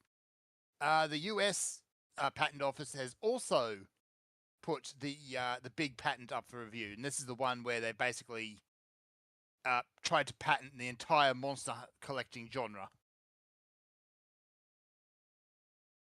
No senator or court action put the patent office up to this. They're doing it on their own volition, or the volition of their chief officer. Yeah. So it is very rare in the U.S. for the patent office to act independently unless it gets knowledge from outside. Apparently, the last time it happened was over a decade ago. Yeah, it's not a common occurrence. Usually this stuff comes up in a lawsuit, and then the patent office will do a review. That didn't happen this time. Nope, they're doing it on their own. That's probably because this particular patent has gotten a lot of public attention. Like a lot. Yeah. Somebody's kid must have had daddy or grandpappy on the board. No, sometimes that's all it takes. Just someone gets into the ear of the right person, and suddenly everything starts happening. So, it's not a slam dunk on this whole Nintendo versus Power World case yet, but because that review is going to take a while. But it's not good for the case either. No, it their patent, like as I said before, I don't know anything about Japanese courts, but in the U.S. that patent would not have stood up in a lawsuit because there's past precedent of it being developed with their knowledge. Yeah, I wouldn't be surprised if the US and the Japanese patent offices are in communication on this one. But yeah, it's good. Honestly, I'm happy to see Nintendo smack down a notch. They need a good smacking. They need a lot more. Like I'm they have one game coming out on the Switch 2 that I have some interest in checking out, but I'm not going to buy it on day one because of how they've been acting lately. Like I'm going That's to that Bloodborne-ish vampire one. That's Metroid Prime 4. Oh yeah. So make that 2 games for me. Yeah. But I'm going to deliberately withhold my purchase since they're continuing down this route. Yeah. I think that's all my ball. So, instead of actually putting some money into the Pokemon games to make them good, they're just gonna litigate, and they've been that way for a while. So, what was the budget for Pokemon Scarlet and Violet? I think it was only like 13 million. It was very small. Yeah. And I'll look it up. Yeah, the budgets have come out for the Pokemon games, and they probably were known beforehand, but nobody really parsed just how tiny they were. Yeah. Legends ZA was 13 million. Scarlet and Violet was 21 million. And the upcoming Gen 10 game is about 20 million. And allegedly, this Gen 10 game is supposed to be a lot more like Power World. Oh, really? Oh, really? Yeah, don't say. I don't believe them though. I think No. it's going to be the same warmed over trash that it always is. Yeah, Nintendo. Well, it'll be vaguely flavored, and that'll be it. Nintendo and Game Freak are probably a combination of two of the companies that are the most risk-averse companies on the planet. Because they can afford to be, because Pokemon as an IP just is a cash cow.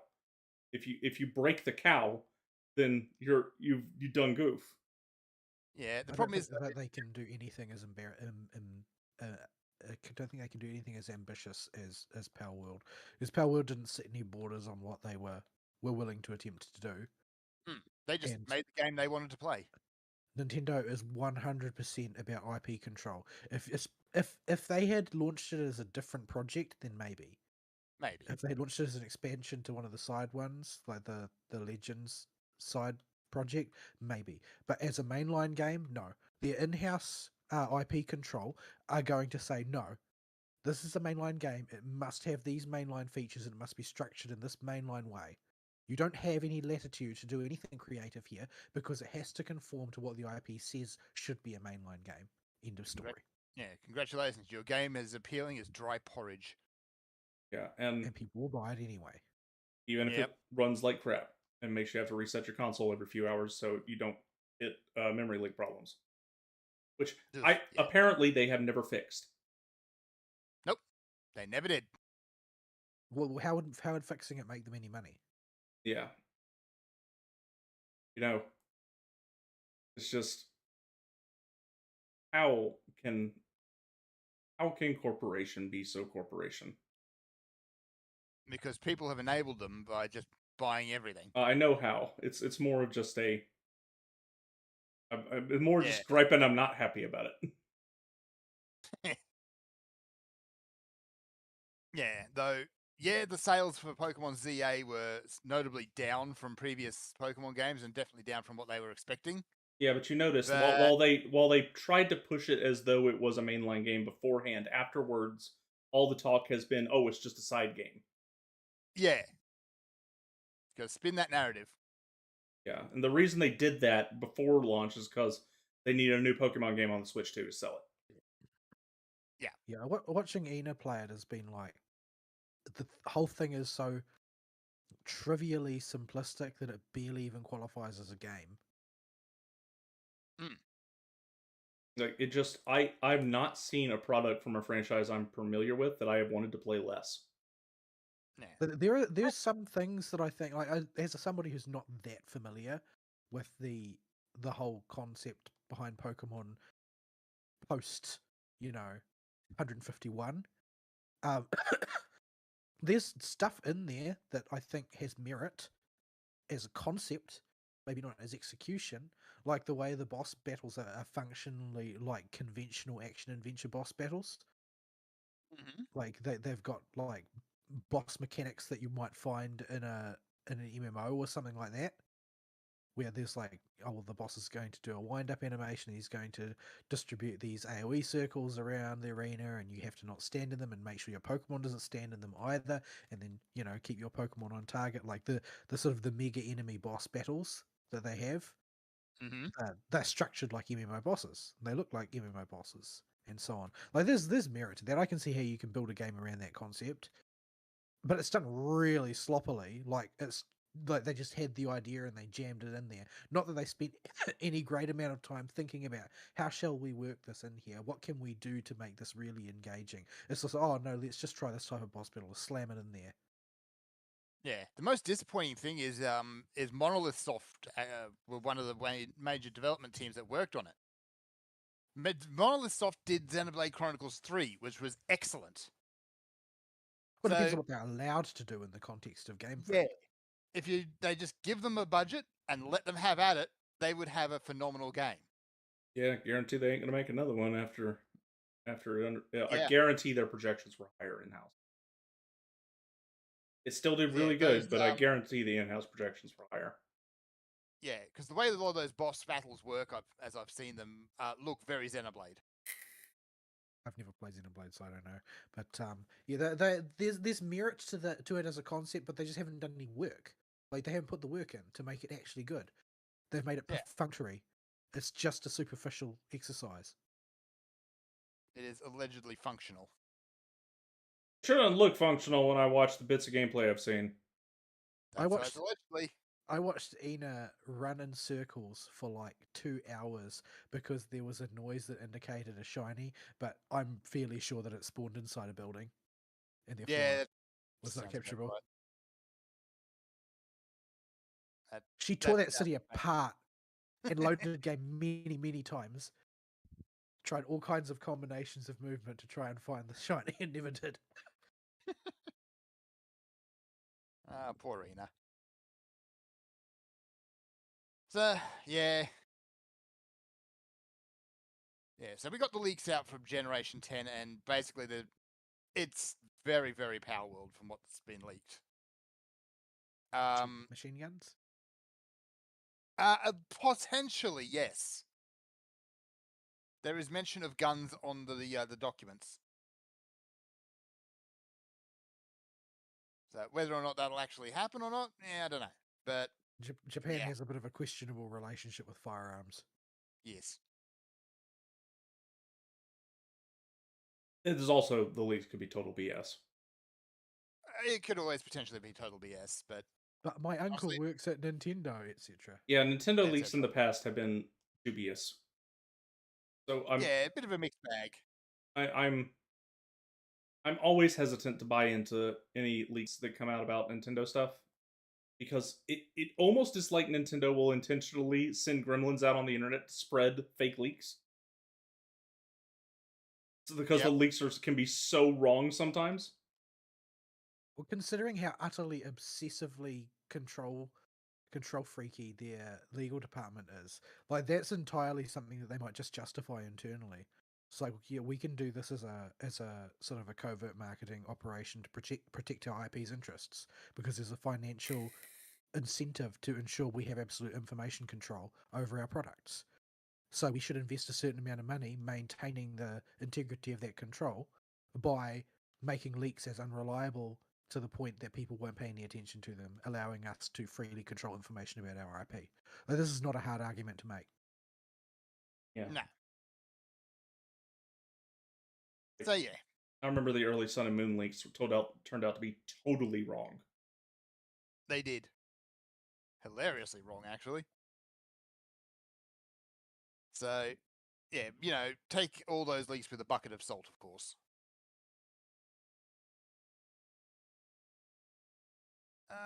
That's really the biggest bits of news that I found this week. Yeah, I've been so focused on spending my free time clearing the Star Rail story and clearing the getting caught up in WoWa that I have not followed much other gaming news besides the occasional glance at the Squeenix thread, or the Final Fantasy 14 thread actually, regarding what's going on there. Yeah. I've been trying not to expose myself to any social media, and it's made the Timber of the Week slightly more pleasant overall. Yeah, I really think no news is better than social media news. But I need to find out how big Ben Shapiro's yarmulke is today. Yeah, a lot of people have been telling me he's been doing stuff, but because I'm not plugged into social media, I just don't get any of it. Why would I care about Ben Shapiro? Because he is. We can't say that on the show. But because it's funny. He is the Spurg Lord. He's done a little but spurg from what I hear over the past few weeks. It's just been an endless stream of spurging. Ugh.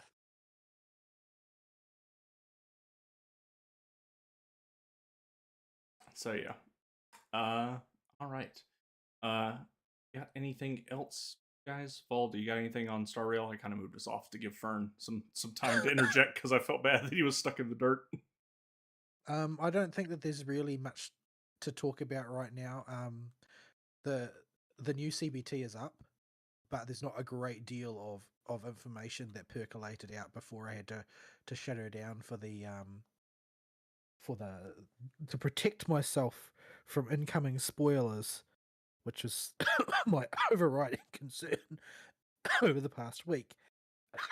So they did.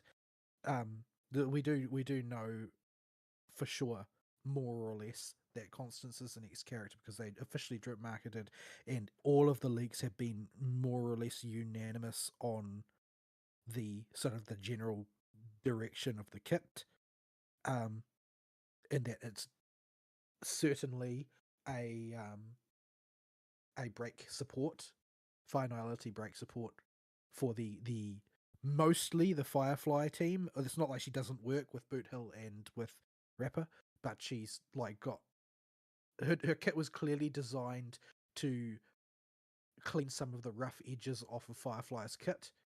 Things that make Firefly no longer viable in the current paradigm, like her downtime between burst phases being too long and that sort of thing, compared to Boot Hill and Rapper that don't really have that problem.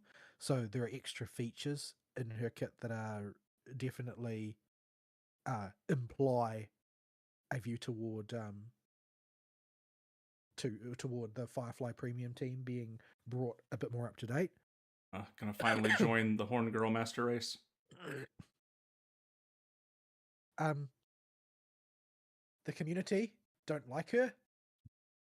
I say community / spit. Yeah. Because she is too much of a horny devil on account of her being canonically a seductress character. And With horns. With horns. And like a devil tail. And she does like the Gasai face. Oh, that face. Everybody knows. Oh, Fern. Did you ever watch Future Diary?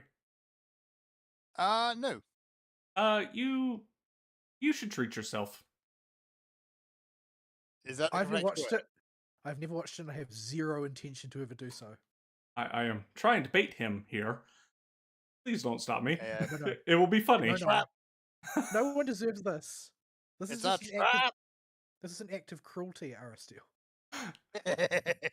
It's not that it is intrinsically bad, in terms of this as a piece of writing or animation. It is bad. It is bad in that the content itself is unpleasant.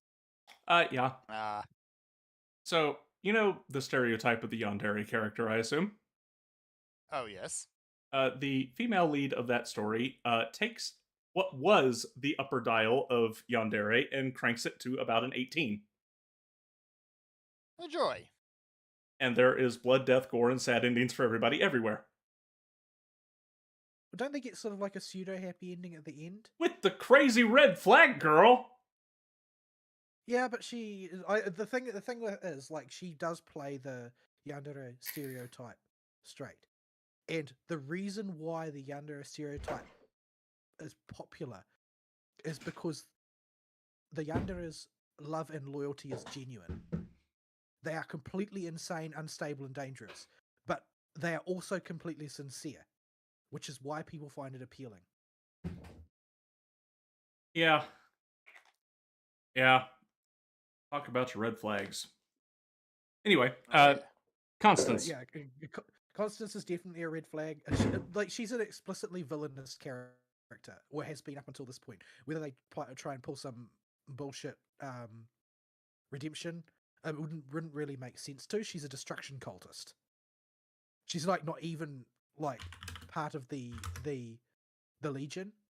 She's part of the Annihilation Gang, which are basically Nanook groupies, as opposed to actual like Nanook's servants. Like they're just crazy people who like destroying things.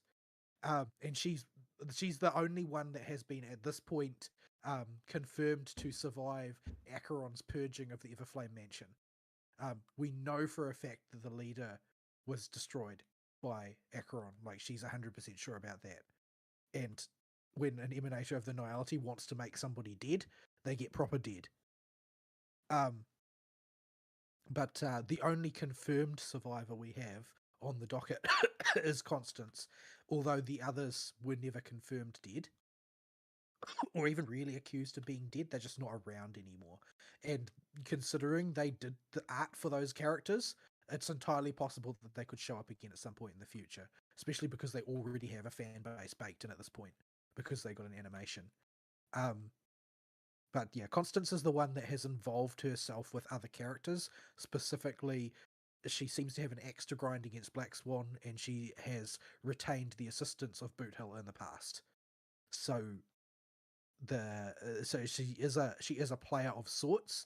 She's not a high tier character in terms of in-universe power scaling. She is regarded as one of the more reliable agents of the Annihilation Gang, though. So she's got a certain amount of clout.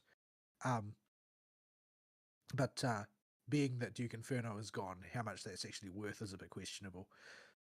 Since the next patch is going to be going back to Penacony to start to deal with some of the loose threads that were left on the cutting room floor, she's probably going to be reintroduced that way.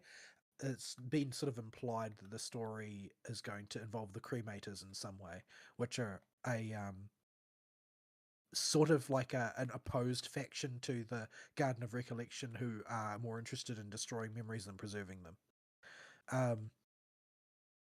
But yeah, so it's only information about her kit, and her kit is quite the current version of her kit, like because we're at CBT 1, so there's no reason to believe it's going to continue looking like this. But she power creeps Ryan May pretty sharply in her niche, but unlike Ryan May, has no real application outside that niche. Like she's break or go home. She's basically like a second Fugue, but with more Ruan May type abilities. Does one thing and does it well, and that's it. Yeah, a Fugue works better with Boot Hill than Firefly due to the nature of exo toughness, though she works just fine for Firefly because of her other buffs. In this case, it seems more like Constance is going to work especially well with Firefly, but work with the others as well. One of the key things to her kit, though, is to basically have a sort of a basal ability to convert toughness damage into super break damage.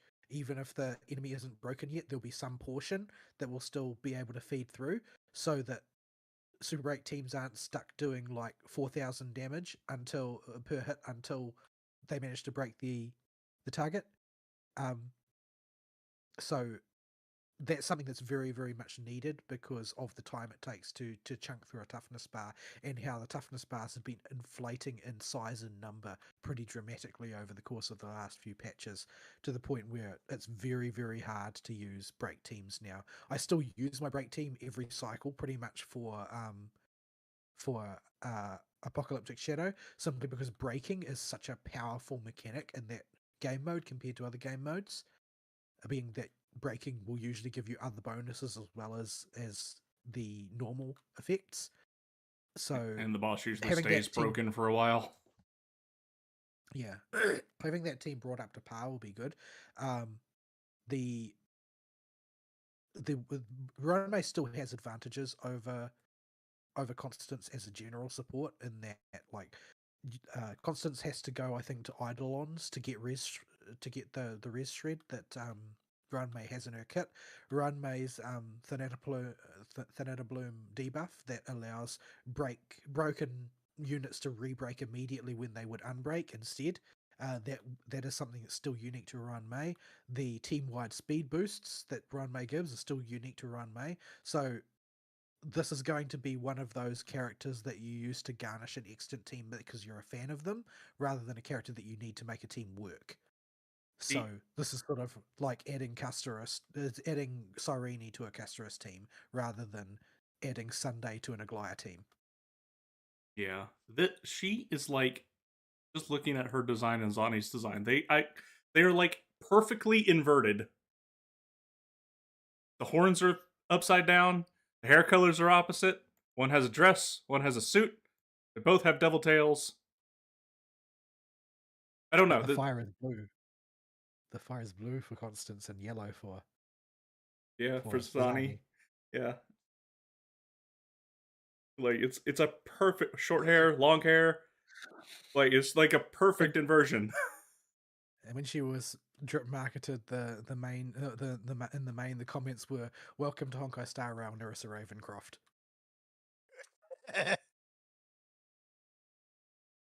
And Nerissa herself got kind of confused because she kept seeing fan art of Constance and was like, "Is this me? Or it doesn't quite look like me, but it does look a lot like me, but it doesn't quite look like me." Yeah. But, I really have Nerissa's to worry about Nerissa sometimes. She tends to be a bit spacey. Nerissa's a big fan of Ganyu from Genshin, and apparently Constance has the same voice actress. So Oh, okay, so she'll be right all over that. More representation for the Horn Girl Master Race. Yes. But yeah, so I'm definitely saving for Constance. I've got like 20k Jade in the bank right now. I'm going to continue to stack it. What I'm concerned about is that they're going to have a really demonic banner. Like Constance is the only new character who has been announced, so I'm expecting that they'll probably not, because we're coming out of Amphorius now and they've just had a universal Krosos air support. I'm expecting that there will be a paired banner with Constance that will have some other Krosos air that hasn't had a run in the big batch of 6 that we just got. But what I'm concerned about is that they'll do a triple banner that's like a Firefly Tingyun Lingshot or something alongside it, which would be incredibly evil because it would be putting every character for Premium Firefly on the same banner cycle. Yeah. But, hear the whales call. But there's a bunch of Eidolons I'd like to get a hold of for my break team, though.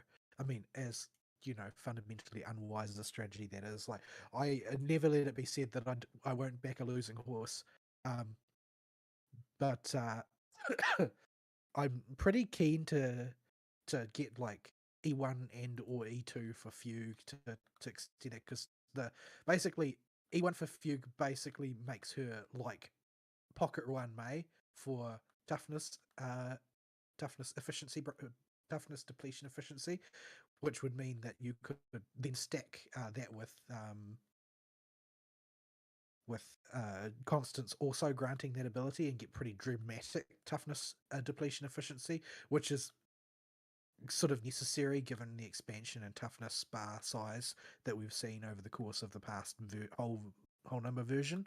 And her E2 basically gives you her dance built into her kit, which is always incredible if you can get a hold of it. I'm also interested in maybe E1 for Lingsha. E1 for Lingsha gives an extension to her own breaking ability, and she's extremely efficient at AoE breaking, which is a weakness that Firefly has because Firefly is a blast type character. So yeah, there's a few eidolons I'm considering. Depending on how pulls go, of course, I could just get completely reamed on constants, which is what happened every time I pulled on a character in any gacha lately. But we'll see how it goes. Gacha um, goes. I have not touched the Cake Cat game mode. Ari tells me it's appallingly bad. It is. Um, It's terrible. Hated every second of it. I dabbled briefly in Currency Wars, and it seems like there's a reasonable amount of stuff to tinker with in there if you just like to tinker. I got 47 jade from the tutorial spam all at once. Wow. There's quite a lot of tutorials here. If you are deeply offended by Hoyo tutorials, this is not the experience for you. I mean, I would be if they didn't give free jade. But these will give you something for your trouble. There's a lot of stuff to tinker with there. A lot of people are reporting that being successful in that game mode, once you get beyond the initial difficulty levels, with anything other than a casterist team becomes prohibitively difficult. So in other words, it's got the same problem the rest of the game currently has. And I'm not really sure what their approach is going to be to keeping it up to date with new characters, since every character's got their own special attributes and their own special stats, their own item build that you can put to them, and so on and so forth. For the time that I spent with it, I found it to be a fun diversion. There's a whole bunch of extra things to think about that you can basically play around with different combinations of characters, different backlines and front lines, and different equipment to give to characters.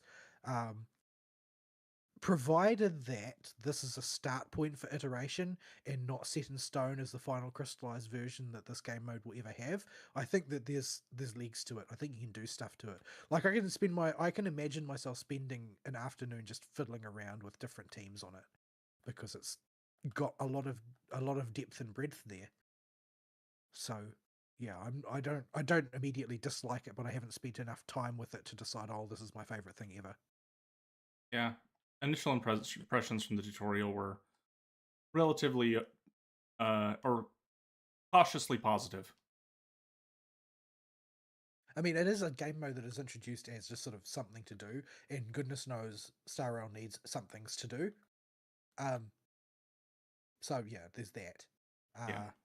But yeah, I'll have to see you dig in what it's like, if it holds up after you dig into it, or whether it turns to actually just use casters for everything and go and put your pants on, or whatever. So yeah. The flower skirt on. So what else? I'm trying to remember if there's anything else that's come out from closed beta about the path for Star Rail going forward. But most of the ones that I've seen are the same stuff over again, and I don't know if that's just people reheating the old rumors, or whether they've actually got confirmation on those rumors due to CBT launching. But there have been lots of bits and pieces floating around, like the sorts of things which are like, they remind me of what WoW leaks used to be like back in the day, where that carefully designed to be extremely plausible. Yeah, you're never Because quite everybody sure is- what was leak and what was just speculation.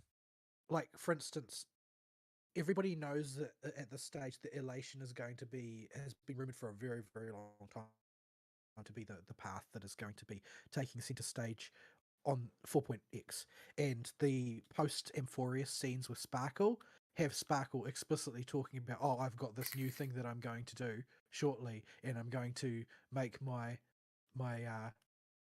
beloved Trailblazer the centerpiece for my next new big show, Mm. which I'm sure is going to thrill everybody. So that implies, yes, Sparkle is going to be spearheading events going forward. So that supports the elation thing. But then when people come up with a rumor saying like, oh, there's going to be an SP version of Sparkle whose mechanic is going to be based around skill points depletion. Well, yeah, that's entirely plausible. That could be true. But also anybody could come up with that. Because Sparkle's a skill point type character, and we know that she's involved in the upcoming events. So her getting an SP version would not be surprising in the slightest.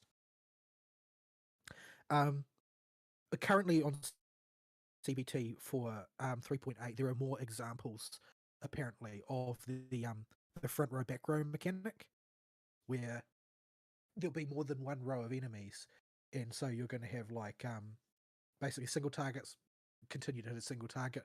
Blast can only hit the same row. AoE will hit everybody. Bounce will hit random targets as per normal. But yeah, they've had that in the code, like the facility to use this in the code for a long time, but it's not been actually done anything with. There's also rumors of something called an HP count mechanic, although nobody knows what it's tied to, because this is like data mining stuff at this point, rather than, oh, we've seen this actually implemented and this is how it's implemented. The HP count mechanic being that it's a method of damage that doesn't respect hit points at all. It doesn't do damage to hit points. It just ignores that and operates on this other HP mechanic instead, which which can't be healed, can't be shielded. It's basically like a form of true damage that affects the player, which goes directly to the dome and can't be stopped by a health pool. So it's basically a timing mechanic. Like you're going to get beaten down by this in due time. Sounds like the sort of thing you would not give to a.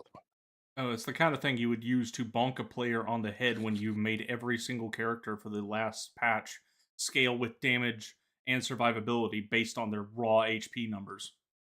It's Yeah, like we're just going to ignore all of that.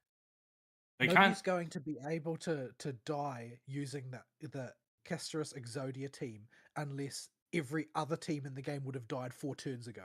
And incoming damage. Even then, if you somehow kill that team, it has a component that, as much as I love Hyacine, she is probably the biggest mechanical mistake they made. Because you cannot die with that thing on the team. Well, worse than any other. Can die. Like you can still get one shot. Yeah, that's about it. Well, no, I've actually had Little Ika die on me a number of times. Just in recent weeks, I just seem to have gotten unlucky, and enemies have decided, you know what? I don't like that fat fuck. And they've just beaten the crap out of Ika until Ika was dead, and then started wailing on my team. Yeah, whenever I use it, so yeah. Like Ika and everybody else is invincible. And it all depends on what the enemies decide to do. If they decide they're going to put you in the ground, they still can. Like I would have lost the final boss against the final boss of the current patch if it was not impossible to lose multiple times over, because the amount of incoming damage is completely off the chain. Like every hit from the enemy does like 80% of your health and damage. He's going to do it like 4 times in the span of 1 turn. So yeah, I spent most of my time on 1 HP. You can still kill people by dealing damage to the dome. You're just going to deal enough of it. The problem is other teams can't take that much. But yeah, this HP count mechanic is basically it's going to chip away at your HP count. When your HP count hits 0, then you die. This is not HP pull, but you can't heal it back. You can't shield it. You can restore it, but you have to restore it by defeating enemies or something like that. Now, this might not be part of a main game. This might be part of an event. Might be part of a special game mode. Might be part of something else. We don't even know because it's data mined. It's just something that's been up on the test realms. For all you know, it's something that they were playing around with and abandoned. There's also this this mechanic that has been floating around, which is only referred to on the leak as hallucinogenic mermaid. I don't know why the mechanic is called hallucinogenic mermaid, but it's basically it's an extension, it seems, of the phenomenon that we saw in, I can't remember what game mode it was, but remember there was a game mode for a while where I think it was actually in the Try Not to Laugh event, where, or maybe it wasn't, maybe it was in the Fate event. I don't remember. There was some event at some one point where one of your dudes would turn into a Borison, and you'd use them as a Borison, and they had Borison moves Oh yeah, that you'd use to complete toughness. Do you remember something like that? I have a vague memory of it. yeah, something like that. Yeah, basically it's going to be an extension of that type of thing, where you can have a character will become an enemy a type of enemy mob that you can use in combat instead. So that's been found as well. There's also implication that there's going to be something called HP overload, where you can take really, really massive amounts of damage, way more than your health can have, and it will simply put you in deficit, but you won't actually die from overload type damage until your turn comes up. So if you can wipe it off before then, you won't get toasted, and you can remove it by healing or shielding. So it's just another one of these things to facilitate massively escalating the amount of damage going around. So yeah, they are chasing these problems that they have created for themselves, basically, and trying to find ways to resolve them. But yeah, I'm not sure if there's anything else. Let's have a quick look, see if there's anything. I think we've covered everything, but Little over time again anyway. Chimera merchandising, where the real money from the movie is made. Naturally. You don't see. I see a lot of people bickering about Cyrene, and that's basically all that I see. They are releasing Chimera blind bags, Mhm. Okay. and there's an ultra rare Lygus Chimera for some reason. Does it Okay, eat the drywall? I don't know, but it will probably ask you if you have heard about the allegory of the Chamonix Cave. That's the super ultra rare Sunday fused one. Anyway, yes. Well, when the bickering dies down, we might start to see more discussion about upcoming things start percolating again. The Wua previews are going to be on the 14th. The Star Rail previews are a long way off now, since we've just had a version deployment. Genshin didn't have a version deployment that long ago, so there's going to be a ways off. ZZZ must be rolling up before too long. Yeah. 2 more weeks, I think. Their preview thing should be soonish. I don't follow the greater mediosphere of these things very close. We'll have to wait and see. Wait and see what Dylan does, if I have to go and get my team of Bayonetta, or if I can skip her. Yeah. Oh. All right. We're way over time, and probably look to wrap it. All right. Yep. Okay. There's a fishwife. We will talk to y'all next week. Serathis, I saw you pulled Yidhari. What'd you think? I've liked the bit I've played with her. She's a little weird to get going, but she's fun once you figure out when to release the charge. So interested to hear about your E1 and see if that does anything for you. Did not understand her at all in the story mode. How to play her was completely impenetrable to me. I played around with her a bit in the trial, and after spending way longer than I normally would in a trial, I felt like I could at least operate her, but I didn't feel like I could actually play her. She feels really jank to me. Yeah, you got to get that HP yo-yo in, which is a very unique way of doing things. So, all right, folks.